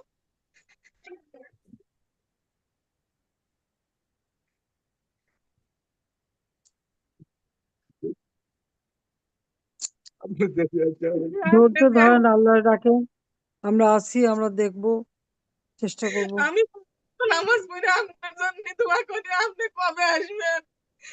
আপনি আসলে আমার স্বামী হত্যার বিচার পাবো। না, বিচার করব। আমি বিচার করব। আমি বেঁচে আছি, বিচার করব। আমার মেয়ে নিয়ে এখন আমি কোথায় যাবো, কোথায় করবো? আমার কোনো ইয়ে নাই, কুল কিনারা নাই, আমার বাবাও নাই। আমার আছি, আমরা স্বামী তো আছি, বেঁচে তো আছি, বেঁচে আছি। এটা কোন জায়গা, এটা কোন জায়গাটা? এটা পাবনা সাথিয়া, হ্যাঁ, পাবনা জেলার সাথিয়া, ও সাথিয়া উপজেলা আওয়ামী যুবলীগের সাংগঠনিক সম্পাদক ছিলেন শহীদ আমিরুল ইসলাম মাস্টার। হুম। আর আগেটা ছিল চট্টগ্রাম না? জি জি, আগেরটা ছিল সাতকানিয়া। চট্টগ্রাম, সাতকানি। জি, আমার জন্য ইমরান সম্রাটে সিরাজ ভাই এই আপনার সাথে সাক্ষাৎ করার জন্য যোগাযোগ করে দিতে, তা আমার কেউ আমার সাথে যোগাযোগ করে নাই। না, এই যে যোগাযোগ আমরা করছি এখন, আর কোনো চিন্তা নাই। দেখি আমরা বাচ্চার জন্য যা ব্যবস্থা লাগে আমরা করব। ছোট আমরা মেয়ে, আছি, আপনার পাশে আছি, এটুকু বলতে পারি। বেঁচে যখন আছি নিশ্চয়ই করবো, আপনি চিন্তা করেন না। যা হারাইছেন তা তো আর দিতে পারবো না, আমরাও তো সব হারা, কাজে বুঝি আপনাদের কষ্ট। তবে যারা এইভাবে এইরকম নৃশংসভাবে হত্যা করছে তাদের ছাড়বো না, একজনকে ছাড়বো না, সব বিচার হবে ইনশাল্লাহ। ওই জন্যই তো বেঁচে আছি, বুঝেন না? আল্লাহ বাঁচাচ্ছে তো ওই এক কারণে। ধৈর্য ধরেন বোন। জি। বোন কি তোমার তো মেয়ের বয়সী? হ্যাঁ হ্যাঁ, আমি ঠিক আছে, আমার স্বামী ছোট, 5 ভাইয়ের ছোট। অনেক ছোট, হ্যাঁ অনেক ছোট, আমার মেয়ের বয়সী তোমরা। যে কষ্ট লাগে এত অল্প বয়সে। আমি ডিগ্রি পাস।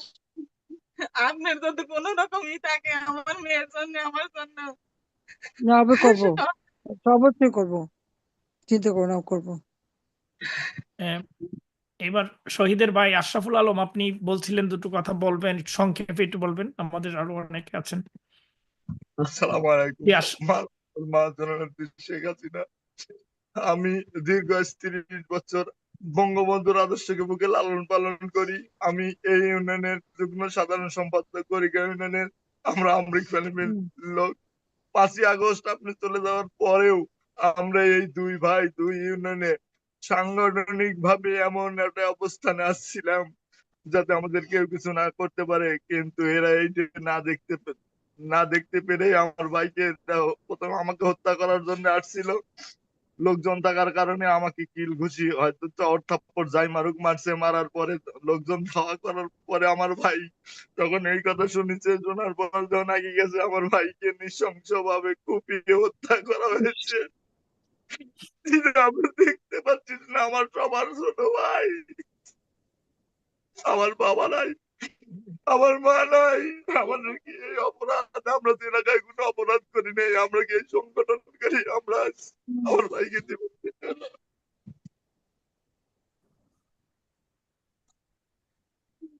আল্লাহর আরশ কেঁপে যাবে।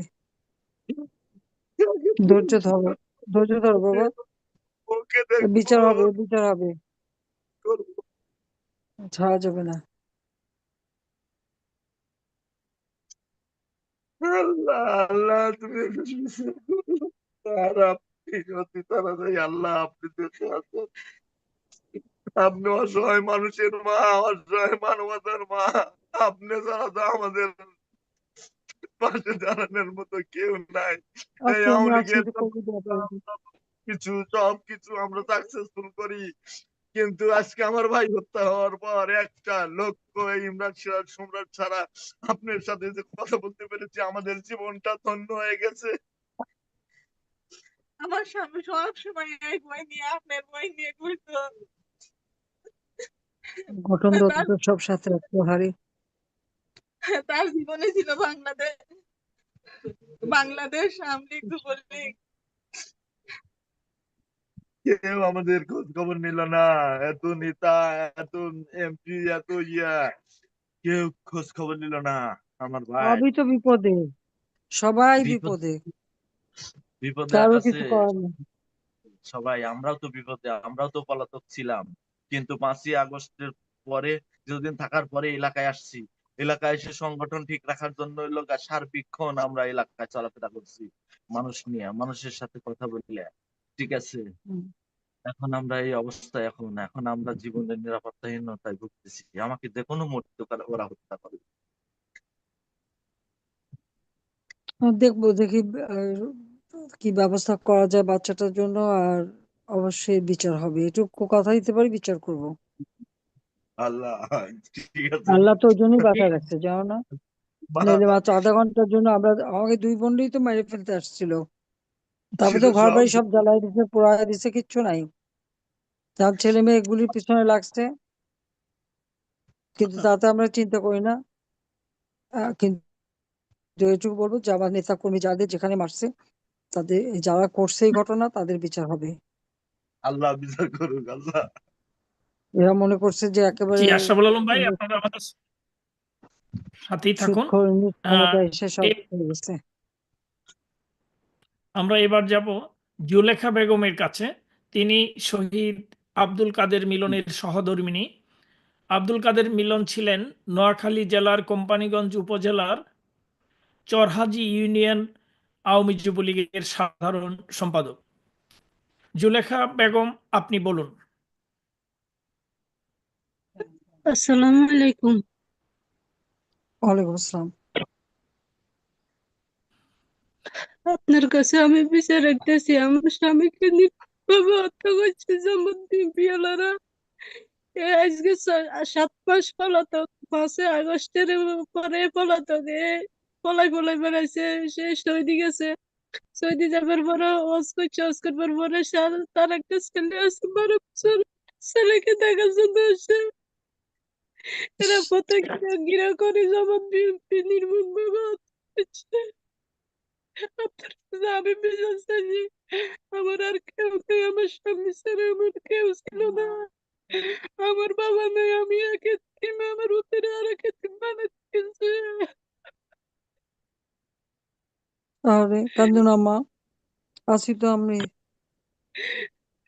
আমার সন্তানের আমার সন্তানের সব মারা করে দিছে, আমার সন্তানের কেউ নাই, একটা ভাই নাই, বোন নাই।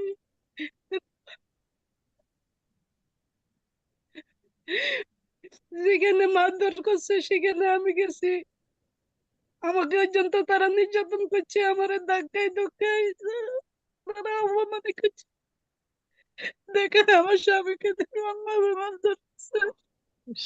ওরে বাবা, উপরে আল্লাহ, আর আমার স্বামী ছাড়া আমাদের ইনকাম করার মতো আবার কেউ নাই। 5 আগস্ট আপনি চলে যাবার পরে আমার বাড়ি ঘর সব তছনছ করে দিছে। 3টা বাজে একবার করছে, রাতে 10টা বাজে লুটপাট করে নিয়ে গেছে, আমাদের ভাতের টেকের ভাত গুনের জন্য পালাই দিয়ে গেছে, আমাদেরকে কিছু খাইতে দেয় না।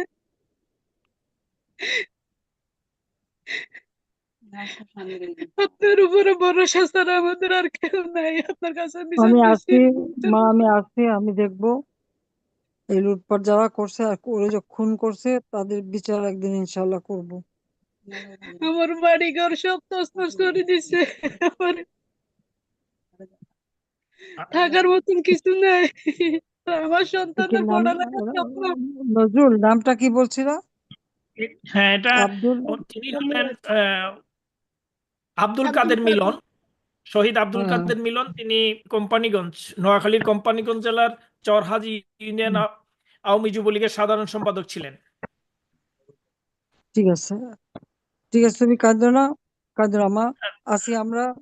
আর আল্লাহর কাছে দোয়া করে এই খুনিদের করে বিচার দিয়েছে, করবো, আমার একটা ইনশাল্লাহ 12 বিচার হবে। বছরের ছেলে, আমার শহীদের স্বপ্ন পুত্র ছিল একটা 12 বছর পড়ালেখা 12 করে মানুষের মতো মানুষ আরাফাত করবে। রহমান মুরাদ, দুটি কথা বলবেন। মুরাদ বাবা, তুমি বলো। আসসালামু আলাইকুম। হ্যাঁ, ওয়ালাইকুম আসসালাম। কিছু বলবো বাবু, বলো। আমার হুম। জামাত বিএনপি আমারে এদিন করে জুই গেছে, আমার বাবাকে আমার কাছ থেকে চিনিয়ে নিয়ে গেছে। এটার আমি কঠিন বিচার চাই। হ্যাঁ, অবশ্যই বিচার হবে, চিন্তা করো না। আর তুমি বড়, লেখাপড়া শেখো, তুমি বিচার করবা। ওই যে তাপস, বড় তাপসে মারছিল, তারা তখন তাপস 3 বছরের ছিল, তারপর সে বড় হয়েছে, সে আইনজীবী হয়েছে, ব্যারিস্টার হয়েছে, তারপর সে হত্যার বিচার করছে।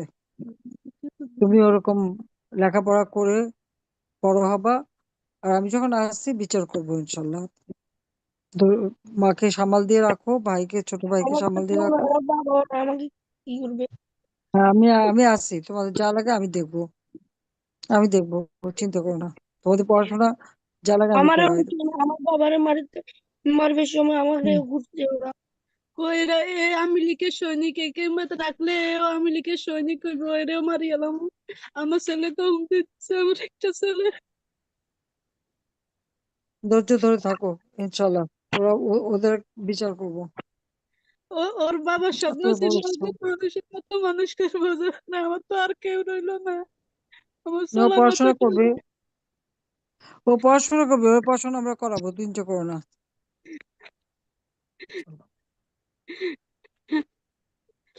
জি আমার ঘরে থাকার মতো অবস্থা নাই, আপনি দেখলে বিশ্বাস করতে, 5 আগস্ট দুইবার করে আমার বাড়ি ঘর হামলা করছে। সব বাড়ি তো, আমাদের তো বাড়িঘর নাই, আমাদের ছেলে মেয়ের বাড়িঘর বোনের সব পোড়ায় ভাঙছে, আগুন দিছে, লুট করছে, সব পোড়াইছে। সব দেখতেছি, আল্লাহ জালিমের বিচার করবো, এক আল্লাহর কাছে বিচার দিছি, আর সব আর পোড়াইছে। আপনার কাছে বিচার রাখছি। হুম, বিচার করবো, ইনশাল্লাহ বিচার হবে, বিচার হবে, চিন্তা করো না। জি জুলেখা বেগম, আপনি আমাদের সাথেই থাকুন। এবার কথা বলবেন কাকুলি আক্তার। তিনি শহীদ মোহাম্মদ স্বপনের সহধর্মিণী। মোহাম্মদ স্বপন ছিলেন বঙ্গবন্ধুর আদর্শের একজন একনিষ্ঠ সৈনিক, ছিলেন ঢাকা মোহাম্মদপুরের স্থায়ী বাসিন্দা। কাকুলি আক্তার, আপনি বলুন। আসসালামু আলাইকুম প্রিয় নেত্রী, আমি গভীরভাবে শোকাহত, কারণ আমি যেহেতু একজন শহীদের স্ত্রী, আমার হাজবেন্ডকে ওরা প্রকাশ্যে দিবালোকে মোহাম্মদপুর সিয়া মসজিদ জাপান গার্ডেনের সামনে হত্যা করছে। নেত্রী, আপনি বুঝতে পারতেছেন যে আমরা কতটুকু কষ্টে আছি, কারণ আপনিও তো স্বজন হারাইছেন, স্বজন হারানোর ব্যথাটা আপনি বুঝতেছেন। আর আমার স্বামী মারা গেছে, সে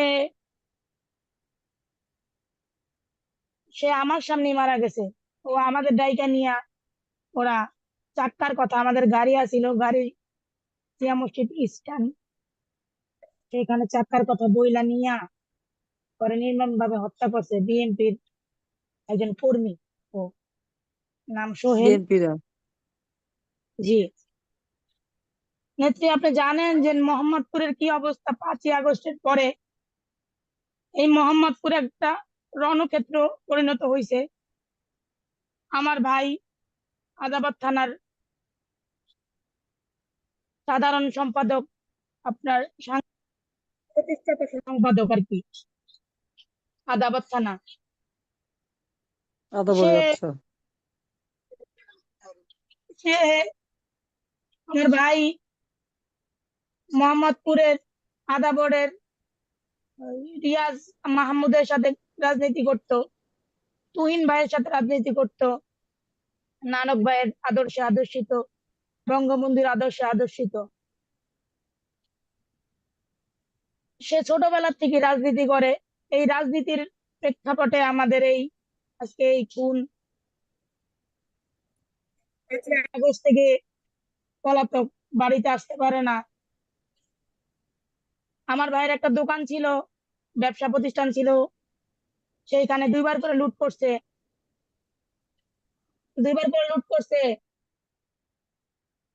দোকানপাট লুট করে নিয়ে গেছে, লুট করার জন্য আবার টাকা ওদেরকে পাঠাইছিল যে তোরা টাকা নে, তোরা আমার দোকানটা লুট করিস না।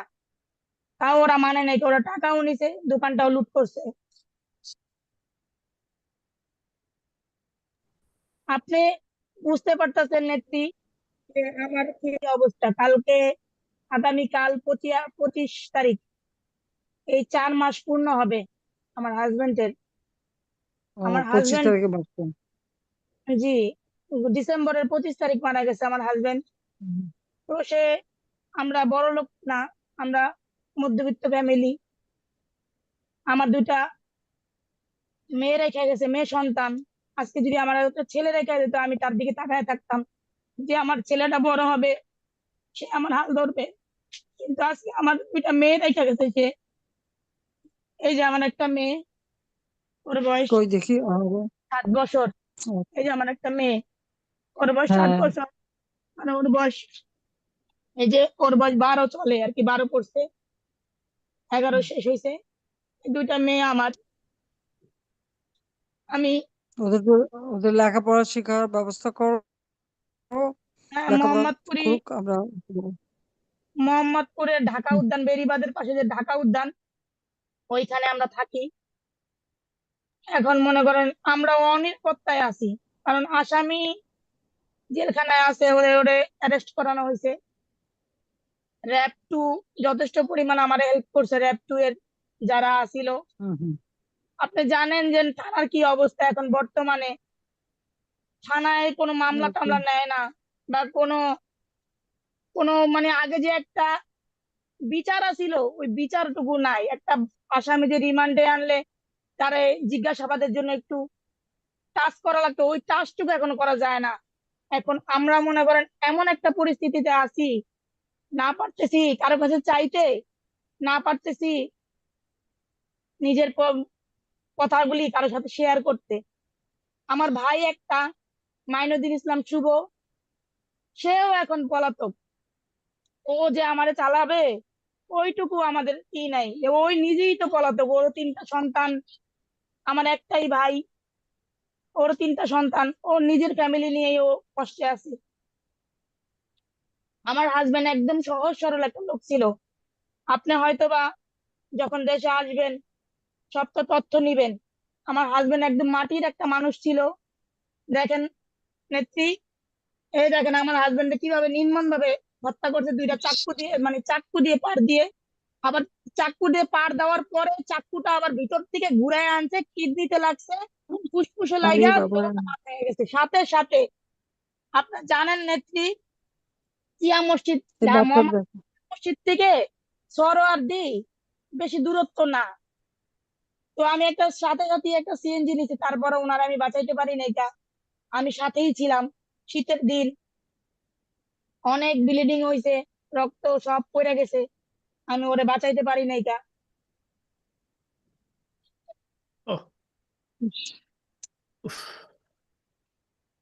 এখন আমাদের মনে করেন আমরা এমন একটা পরিস্থিতিতে আছি, বিএনপির লোকজন আমাদের হুমকি ধুমকি দেয়। 5ই আগস্টের ঘটনাটা এমন মর্মান্তিক রাত গেছে আমাদের জন্য, আমরা রড নিয়ে অপেক্ষা করে আছিলাম যে কখন ঢুকে আমার বাসায় বিএনপির লোকজন, বা লুটপাট করতে, বা আমাদের গায়ে হাত দেওয়ার জন্য। আমরা রড নিয়ে অপেক্ষা করছি, যে আল্লাহর অশেষ রহমত আমাদের বাসায় আসে নাই, সব বাসায় একটু কম বেশি। আপনি জানেন মোহাম্মদপুরে কি অবস্থা ছিল, এটা অনেক মিডিয়া হয়েছে। পরে আমরা অনেক কষ্ট করে সারাটা রাত আমরা বাচ্চা কাচ্চা নিয়ে সবাই কাটাইছি।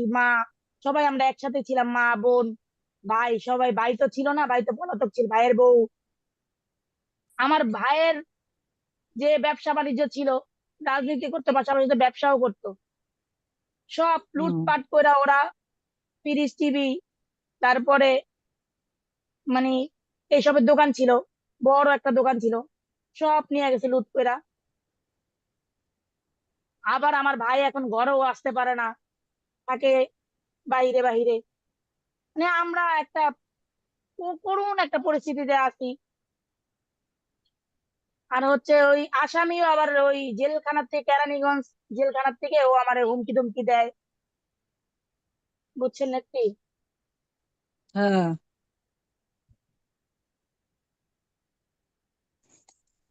ধৈর্য ধরো মা, আর কিছু তো বলার নাই। যা লাগে দেখি, আমরা যদি পারি করব।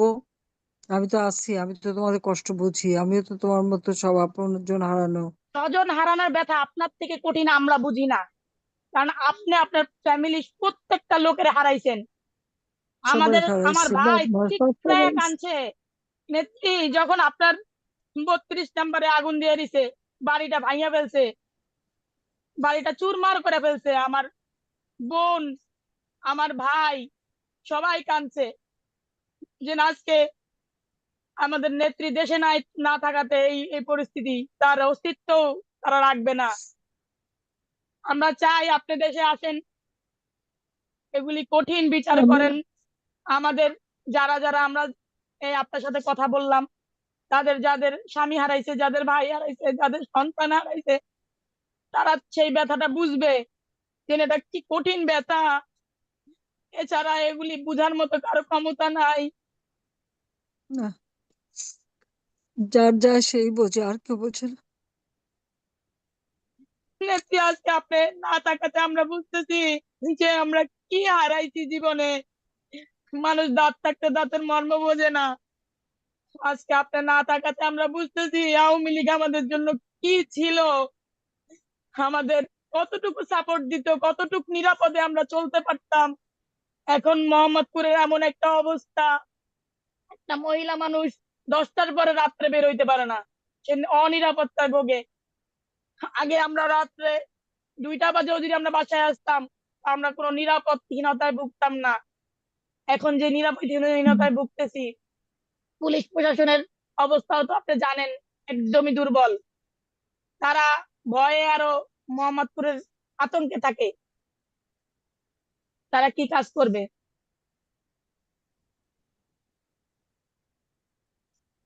না, পুলিশদের তো আবারও হুমকি দিছে যে কি কাপড় খুলে ঝুলায় এখন পিটাবে। আর্মিও কাপড় খুলে ঝুলায় পিটাবে। এই ইউনূসের লোকরা তো সেই হুমকি দেয়, আর বিএনপি তো মানুষ তো মনে লুটপাট করেন বাঙালিরা হচ্ছে মানে ডোল যেই দিকে বাজায় ওই দিকেই বাজে। এটা হচ্ছে বাংলাদেশের একটা নীতি। মানুষ বুঝে নাই যে এই ইউনূস যে কি চাল চালতেছে, এটা মানুষ বুঝে নাই। কিন্তু এখন মানুষ হারে হারে টের পাইতেছে, বিশেষ করে মোহাম্মদপুর বাসীরা হারে হারে টের পাইতেছে নেত্রী, যে আমরা কি হারাইলাম জীবনে। কারণ সব দিকে অনিরাপত্তায় আমরা ভুগতেছি। আর মানুষ মনে করছে যে দ্রব্যমূল্যের দাম মনে হয় কমে যাবে নেত্রী চলে গেলে, কিন্তু আসলে দেখে যে আরো ডবল হয়ে গেছে। এখন তো বাংলাদেশের মানুষ, ঢাকাবাসীরা যারা আছে, তারা ইউরোপের প্রতি অনেক ক্ষিপ্ত। তারা চাইতেছে যে আবার যেন জননেত্রী শেখ হাসিনা আমাদের মাঝে ফিরে আসে। আমরাও চেষ্টা করতেছি, আমার ভাইও সবসময় প্রোগ্রামে অ্যাটেন্ড থাকে।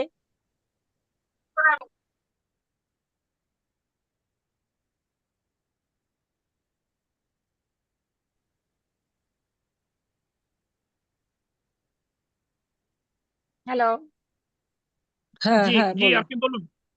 বলো, ঠিক আছে। এখন আমার ননদ আছে আমার সাথে, একটু আমার হাজবেন্ডের বড় বোন, উনি একটু আপনার সাথে একটু কথা বলুন। হ্যাঁ, নিশ্চয়ই কথা বলবে, কই আসেন। বলো, আসো, হেডফোন লাগাও।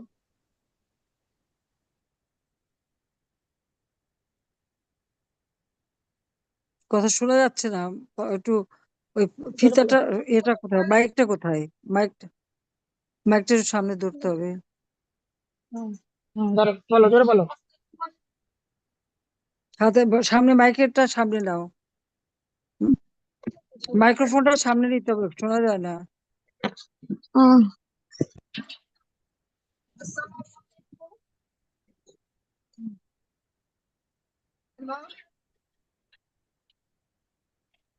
জি, আপনি বলুন, আপনি বলুন, শোনা যাচ্ছে, বলুন।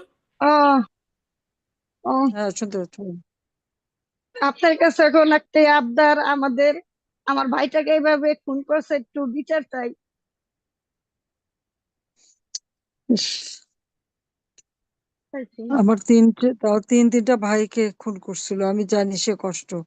অবশ্য বিচার এখন করব, মনে বেঁচে যখন আছে বিচার এখন মনে করবো। করেন আমার এই যে 2টা এতিম রেখে গেছে, ওদের একটু দেখেন আপনি দয়া করে, এটাই আমাদের একটু আবদার, ওদের একটু দেখেন।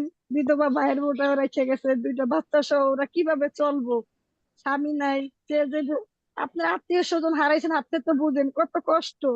আমাদের মনে হচ্ছে এত কষ্ট, এখন আমাদের আবদার যেভাবে হোক ওদের বিচার চাই লোকটার। অবশ্য বিচার হবে ইনশাল্লাহ, বিচার জি, করবো ইনশাল্লাহ, আল্লাহ আছে, দেখবেন সময় হবে। এই ধৈর্য ধরেন, আর ওদের একটু দেখে দেখেন। হ্যাঁ, ইনশাল্লাহ ঠিক দেখুন, আছে। এখন আমরা আছি, জি, আপনি আছেন, সবাই সবশেষে আছেন, এবার হ্যাঁ, বলবেন দোয়া করেন। মোহাম্মদ সালাউদ্দিন, তিনি শহীদ মোহাম্মদ সাকিবের বড় ভাই।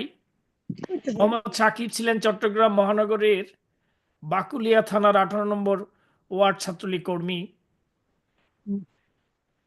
মোহাম্মদ সালাউদ্দিন, আপনি সাকিব বলুন। শাকিল, সাকিব, শহীদ সাকিবের বড় ভাই বলবেন এবার। সালাউদ্দিন, ভাই সালাউদ্দিন আপনি বলুন। ভাই সালাউদ্দিন আছেন? জি আছি তো। জি বলুন, আপনি বলুন। বলো। আসসালামু আলাইকুম মাননীয় নেত্রী। হ্যাঁ আচ্ছা। মাননীয় নেত্রী, আমি এই চট্টগ্রাম মহানগর শাখার যুবলীগের একটা একটা ক্ষুদ্র কর্মী। আমার ভাই ছোটটা ছাত্রলীগ করতো, ছাত্রলীগের একটা কর্মী ছিল। 5ই আগস্টের পর আপনি যখন চলে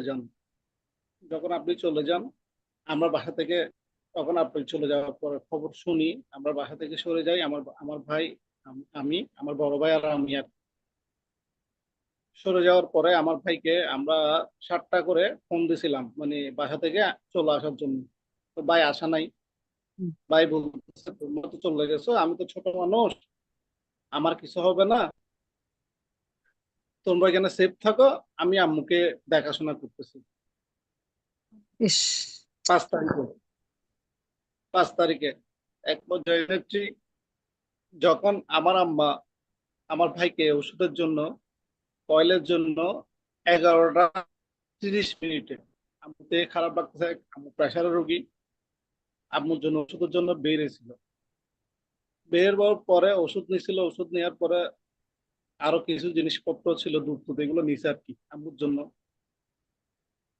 এরপর যাওয়ার পথে নেত্রী, যখন আমার ভাই বাড়ির মাঝামাঝি অবস্থায় অবস্থান করে, বাইকে আমার বাড়ির একটু আগে ওকে পিছন থেকে কয়েকজন ডাক দেয়। ডাক দেওয়ার পরে আমার ভাই আসে। আমার ভাই আসার সাথে সাথে বিএনপি জামাতের সন্ত্রাসীরা, ঘাতকরা আমার ভাইকে পিছন থেকে একটা রামদা দিয়ে মাথার মধ্যে আঘাত করে। তৎক্ষণিক আমার ভাই এখানে মাটির মধ্যে শুয়ে পড়ে। শুয়ে যাওয়ার পরে এরা সবাই এলোপাতাড়ি যার যেটা ছিল, কারো কাছে ছুরি ছিল, কারো কাছে রামদা ছিল, কারো কাছে চাবাতি ছিল, কারো কাছে লোহার রড ছিল, কারো কাছে লাঠি ছিল, ওগুলো দিয়ে এলোপাতাড়ি আমার ভাইকে আঘাত করা হয়। এক পর্যায়ে আঘাত করার পরে আমার ভাই চিৎকার করতে থাকে মাননীয় নেত্রী। এরপর আমার আম্মা বাসা থেকে দূরে চলে আসে আমার ভাইয়ের শব্দ শুনে। দূরে আসার পরে আমার আম্মা বলতেছে, সাকিব তুই কোথায়? আমার ভাই আমার ভাইকে ওরা তো নালার মধ্যে ফেলে দিছিল। আমার ভাই নালা থেকে একটু করে শব্দ দিয়ে বলতেছে, আম্মু আমি এখানে। তখন আমার আম্মু যাই আমার ভাইকে নালা থেকে তোলার সাথে সাথে কি করে এরা সবাই মিলে আমার আম্মার উপর তাৎক্ষণিক ভাবে ঝাঁপিয়ে পড়ে আমার আম্মার একটা পা একটা হাত ভেঙে দেয়, শরীরের মধ্যে সব জায়গায় আঘাত করে। এই পর্যায়ে আমার বড় বোন, আমার ছোট বোন, আমার ভাগিনা দুইটা, তারপরে আমার ভাইয়ের মেয়ে বড়টা, ছোটটা বাসায় ছিল, এরা সবাই আসে। এরা সবাই আসার পরে মাননীয় নেত্রী, এরা এমন ভাবে ওদের উপর অত্যাচার করে, এক পর্যায়ে আমার বোনের একটা হাতের কবজি, এই কবজিটা ওরা কেটে ফেলে। কেটে ফেলার পরে আমার বোনকেও মাটির মধ্যে শোয়ার অবস্থায় সবাই যেরকম পারছে ওইভাবেই নির্যাতন করছে।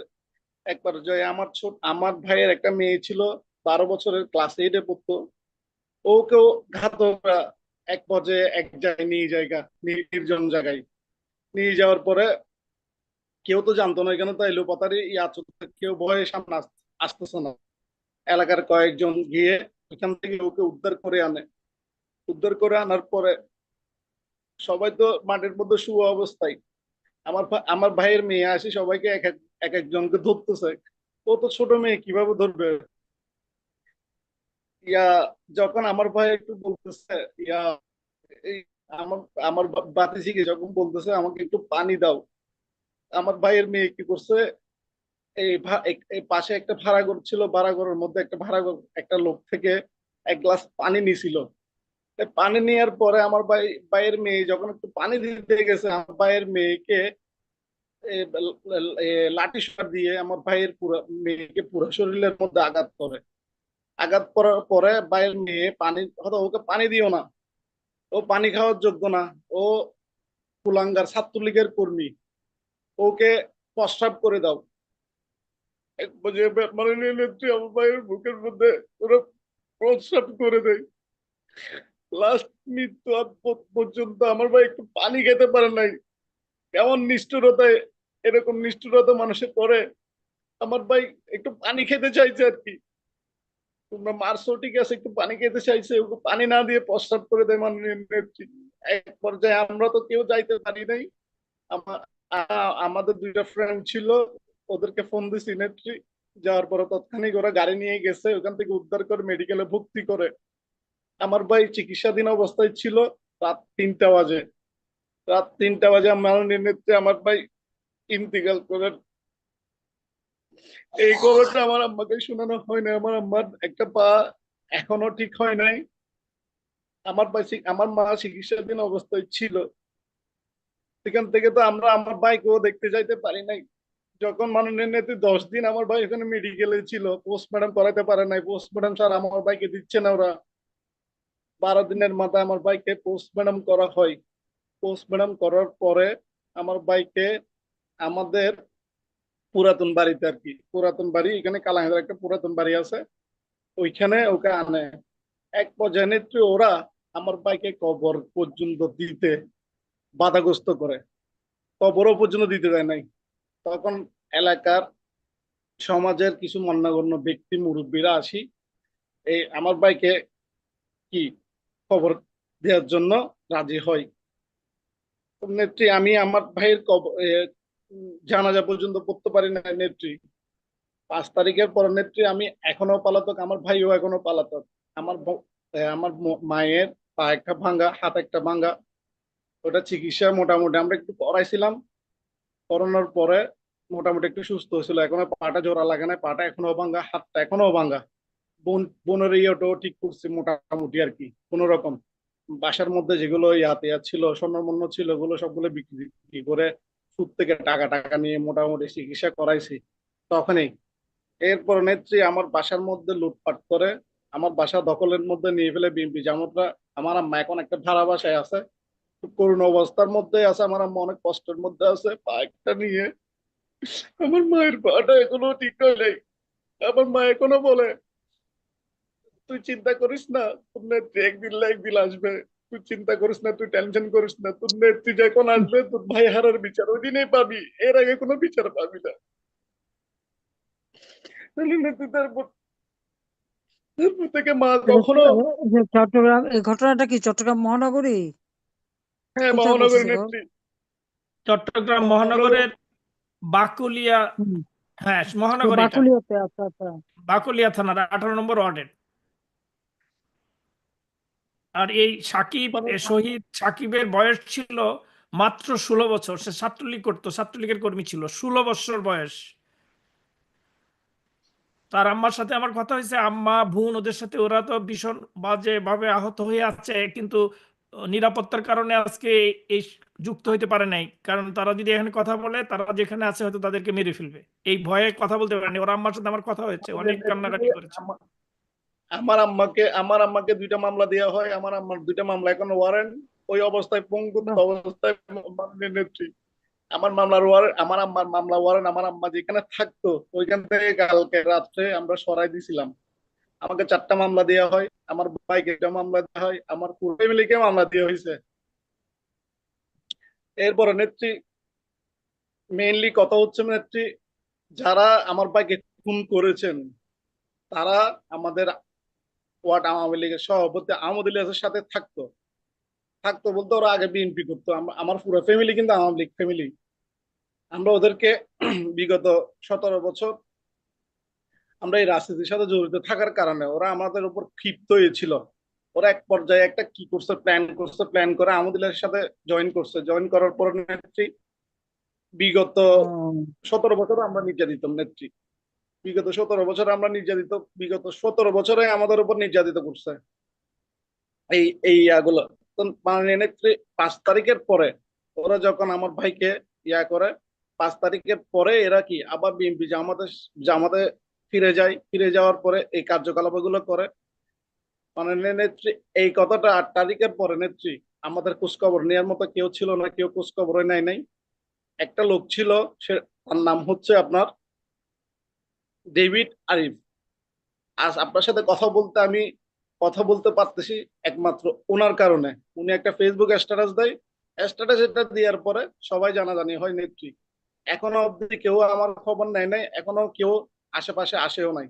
মানে নেত্রী, এখনো আমি দলীয় ভাবে সব কাজ করে যাচ্ছি, এখনো অ্যাক্টিভ আছি। মানে নেত্রী, আপনি আসেন, আপনি যখন আসেন নেত্রী, আপনাকে আমরা ইনশাল্লাহ দেশের মধ্যে আনবো। আমার ভাইয়ের হত্যার বিচার আমি আপনার কাছেই দিলাম। আর মাননীয় নেত্রী, বর্তমান কথা হচ্ছে আমার মার করুণ অবস্থা বেশি খারাপ নেত্রী। উনি এখন ওই অবস্থার মধ্যেও পালাই আছে। থাকার মতো কোনো জায়গা নাই। আমাদের যেগুলো ইনকাম সোর্স ছিল সেগুলো সব দখল করে ফেলছে বিএনপি জামাতে। আমার বাসা দখল করে ফেলছে। আমরা এখন থাকার মতো কোনো জায়গা নাই। বর্তমানে আমার আম্মা একটা ভাড়া বাসা ছিল, ওইখানেও থাকতে পারতেছে না। ওইখানে বিভিন্ন রকমের বিএনপি জামাতরা গিয়ে ওখানে হুমকি ধুমকি দিচ্ছে, মানে আমাকে হাজির করার জন্য। থানা থেকে পুলিশ গিয়ে আম্মাকে বলতেছে আপনার ছেলেকে হাজির করেন। তো আমাকে আমার এলাকার একটা আজিজ ভাই আছে, উনি আমাকে ফোন করে বলতেছে তুই টেনশন করিস না, সবকিছু ঠিক হয়ে যাবে, একটু ধৈর্য ধর। আমাকে কোন মানে কেউ আমার পাশে আসে একটু ধৈর্য ধরার জন্য, সাহস দেওয়ার জন্য ওরকম কোনো লোক ছিল না। শুধু এই 2টা লোক ছাড়া আমার পাশে আসি কেউ দাঁড়ায় নাই, কেউ সহানুভূতিও দেখায় নাই, কেউ সাহসও দেয় নাই। এখন সালাউদ্দিন ভাই, আপনি আমাদের সাথেই থাকুন। আমরা একবারে অনুষ্ঠানের শেষ প্রান্তে, আমাদের সাথেই থাকুন। আপনার দুঃখ বেদনা, আপনার 16 বছরের এই তরুণ ভাইকে আপনি হারিয়েছেন, আমরা সবাই মর্মাহত, বেদনাহত। তার শহীদ মৃত্যু হয়েছে, তার আত্মার আমরা মাগফিরাত কামনা করি। আপনি আমাদের সাথেই থাকুন।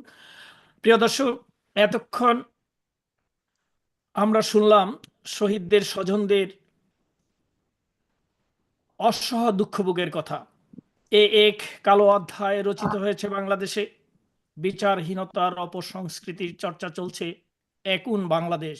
দর্শক, বিপন্ন ও বিপদগ্রস্ত মানুষের বন্ধু জননেত্রী শেখ হাসিনার ইস্পাত দৃঢ় নেতৃত্বে অবিলম্বে সর্বগ্রাসী খুনি ইউনূসের অপশাসনের অবসান ঘটবে, এ বিশ্বাস আমাদের সবার।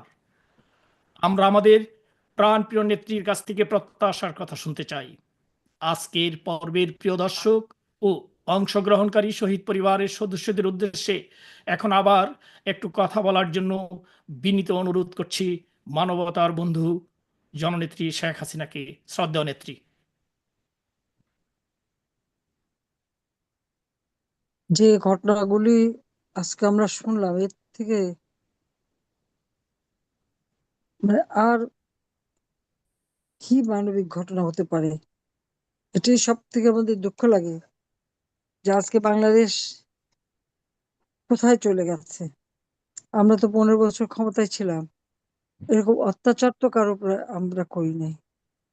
অথচ আমাদের নেতা কর্মীদের পরিকল্পিতভাবে হত্যা, নির্যাতন, আর সব থেকে মানে এই যে কিছুক্ষণ আগে যে আমরা শুনলাম এই সাকিবের মা, বোন, ভাই, সবার উপর, ও তো মাত্র 16 বছর একটা শিশু, তাকে ওরকম নির্মম ভাবে হত্যা করা, পানি চেলে মুখে পেশাব করে দেওয়া, এরা কি মানুষ নাকি? আমি জানি না আজকে দেশবাসী বিদেশে সবাই তো শুনছেন, কিন্তু এখানে বাংলাদেশে কোনো পত্র পত্রিকা, কোনো নিউজ এগুলি ছাপাতে পারবে না। সবকিছু নিয়ন্ত্রণে, কারো কথা বলার অধিকার নাই, যা দেখবে তা বলার অধিকার নাই, লেখার অধিকার নাই। টেলিভিশন বলেন, রেডিও বলেন, ইসের পত্রিকা, সবই ইউনূসের নিয়ন্ত্রণ। কেউ কোনো নিউজ দেবে না। দেশে আইন শৃঙ্খলা, পুলিশ আছে, সেনাবাহিনী নিয়োগ আছে, তারপরে কিভাবে এই ধরনের ঘটনাগুলি ঘটে সেটা আমার প্রশ্ন। আজকে আসলে ইউনূস ক্ষমতায় আছে, কিন্তু বিএনপি আর জামাত মিলে মানুষ হত্যা করা, লুটপাট করা, আর তার সমন্বয়করা আছে, এই হত্যা, খুন, লুটপাট আর নির্যাতন, এছাড়া তো আর কিছুই করতে পারলো না। দেশের অর্থনীতি ধ্বংস, মানুষের জীবনমান ধ্বংস, সব দিক থেকে দেশটা আজকে একটা জঙ্গি রাষ্ট্রে পরিণত করে দিল। এটাই সব থেকে বড় দুঃখ, যে দেশটাকে 15টা বছর কষ্ট করে উন্নয়নশীল দেশের মর্যাদা দিয়েছিলাম, যে দেশে মানুষ শান্তিতে ঘুমাতে পারতো, নিরাপদে চলতে পারতো, শিক্ষা দীক্ষা চিকিৎসা সব ক্ষেত্রে তো উন্নতি, অবকাঠামো উন্নয়ন সবই তো করেছিলাম। তা আমাদের অপরাধটা কি ছিল? আমি তো এটাই প্রশ্ন করবো যে আওয়ামী লীগের অপরাধটা কি? আওয়ামী লীগ ছাত্রলীগ হলেই মারতে হবে, তাদেরকে খুন করতে হবে কেন? আওয়ামী লীগ কি অপরাধটা করছে আমি সেটা জানতে চাই।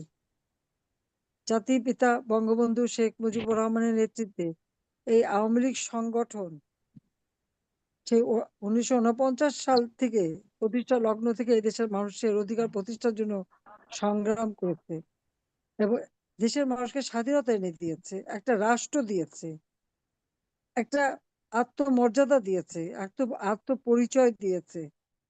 আওয়ামী লীগ সরকার আসার পরেই তো দেশের উন্নতি হয়েছে, অন্তত দেশের মানুষের আর্থসামাজিক উন্নতি হয়েছে, গ্রাম পর্যায় পর্যন্ত দেশের উন্নতি হয়েছে।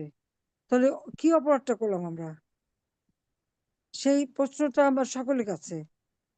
এর বিচার জনগণকেও করতে হবে, যে তারা কেমন ছিলেন আর এখন কেমন আছে।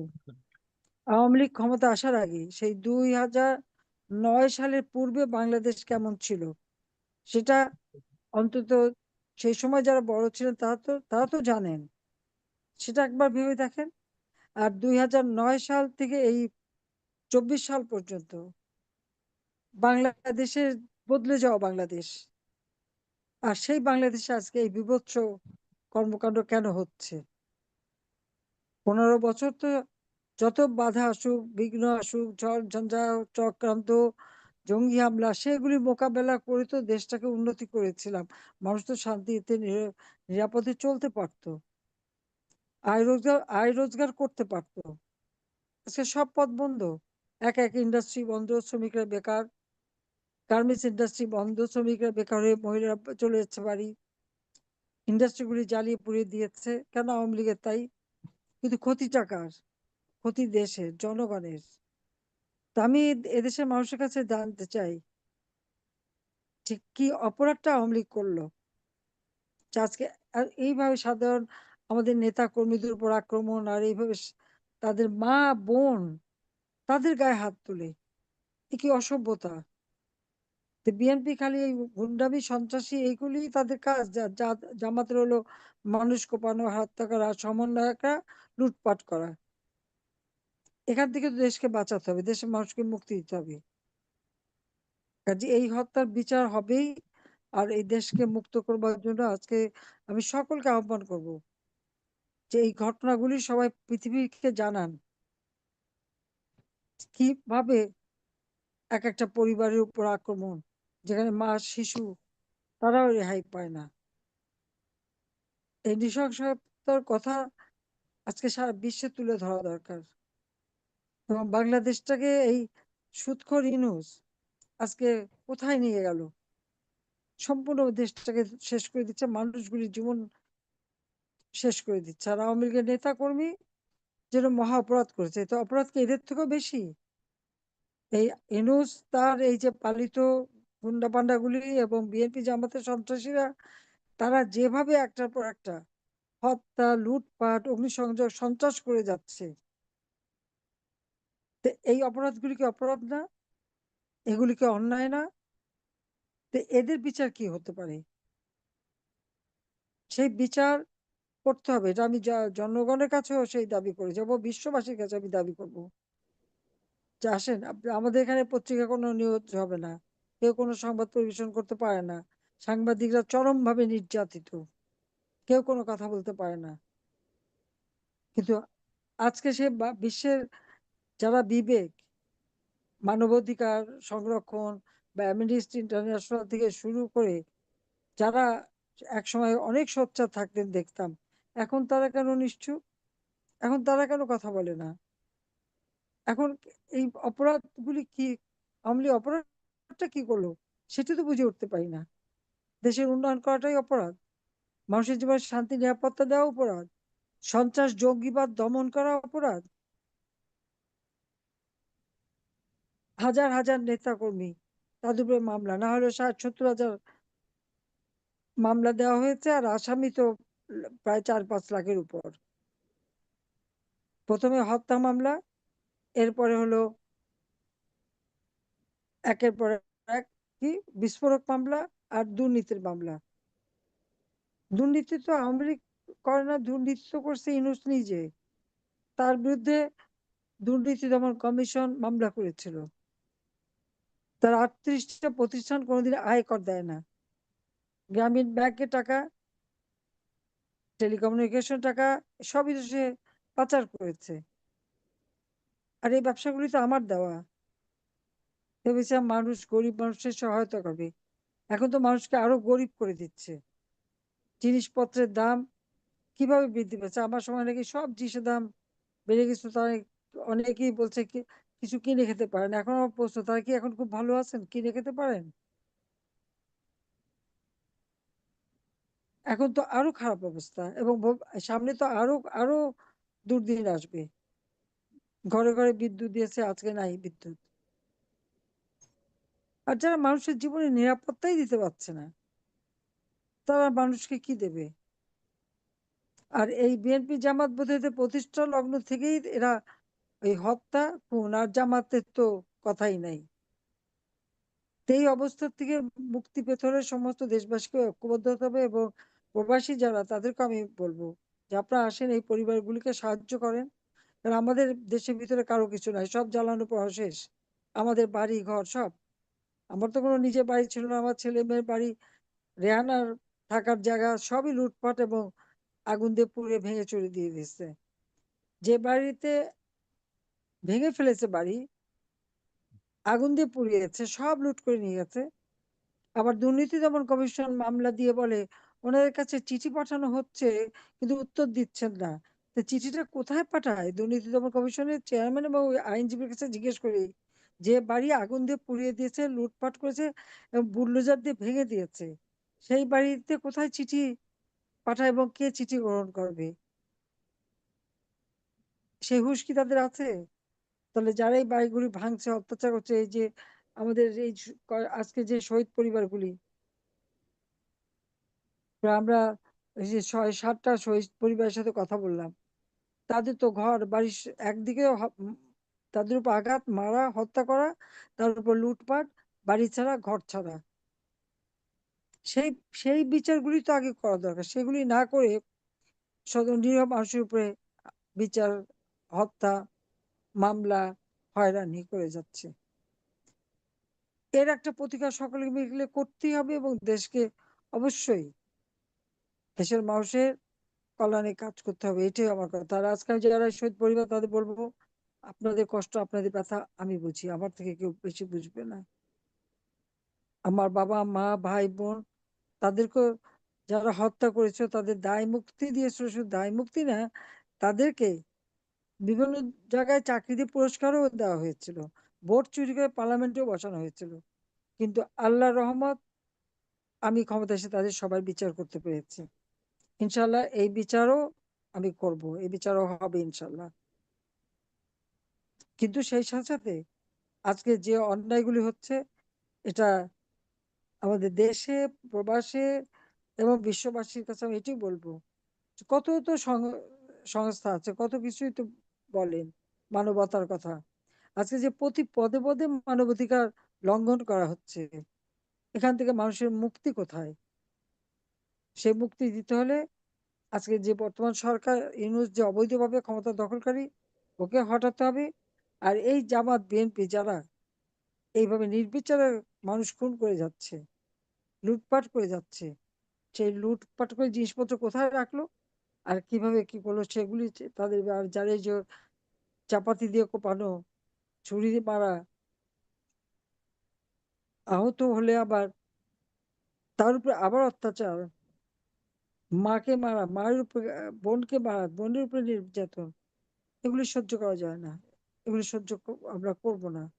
এই বিচার হবে ইনশাল্লাহ, আমি সেটুকুই বলতে চাই। আর এই দায় মুক্তি থাকবে না, বিচার হবেই ইনশাল্লাহ। জয় বাংলা, জয় বঙ্গবন্ধু। সবাই ধৈর্য ধরেন, দিন বদল হবে।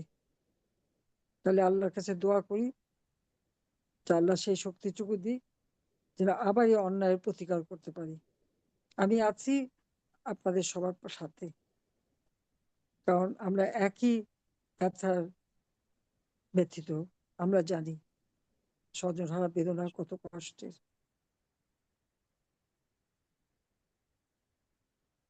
প্রিয় নেত্রী, আপনাকে অসংখ্য অসংখ্য ধন্যবাদ ও কৃতজ্ঞতা। প্রিয় দর্শক ও আজকের পর্বে অংশগ্রহণকারীগণ, আপনাদেরকেও ধন্যবাদ ও কৃতজ্ঞতা জানাই। আজ এ পর্যন্তই। আগামী পর্বে আবার দেখা হবে, কথা হবে। জয় বাংলা।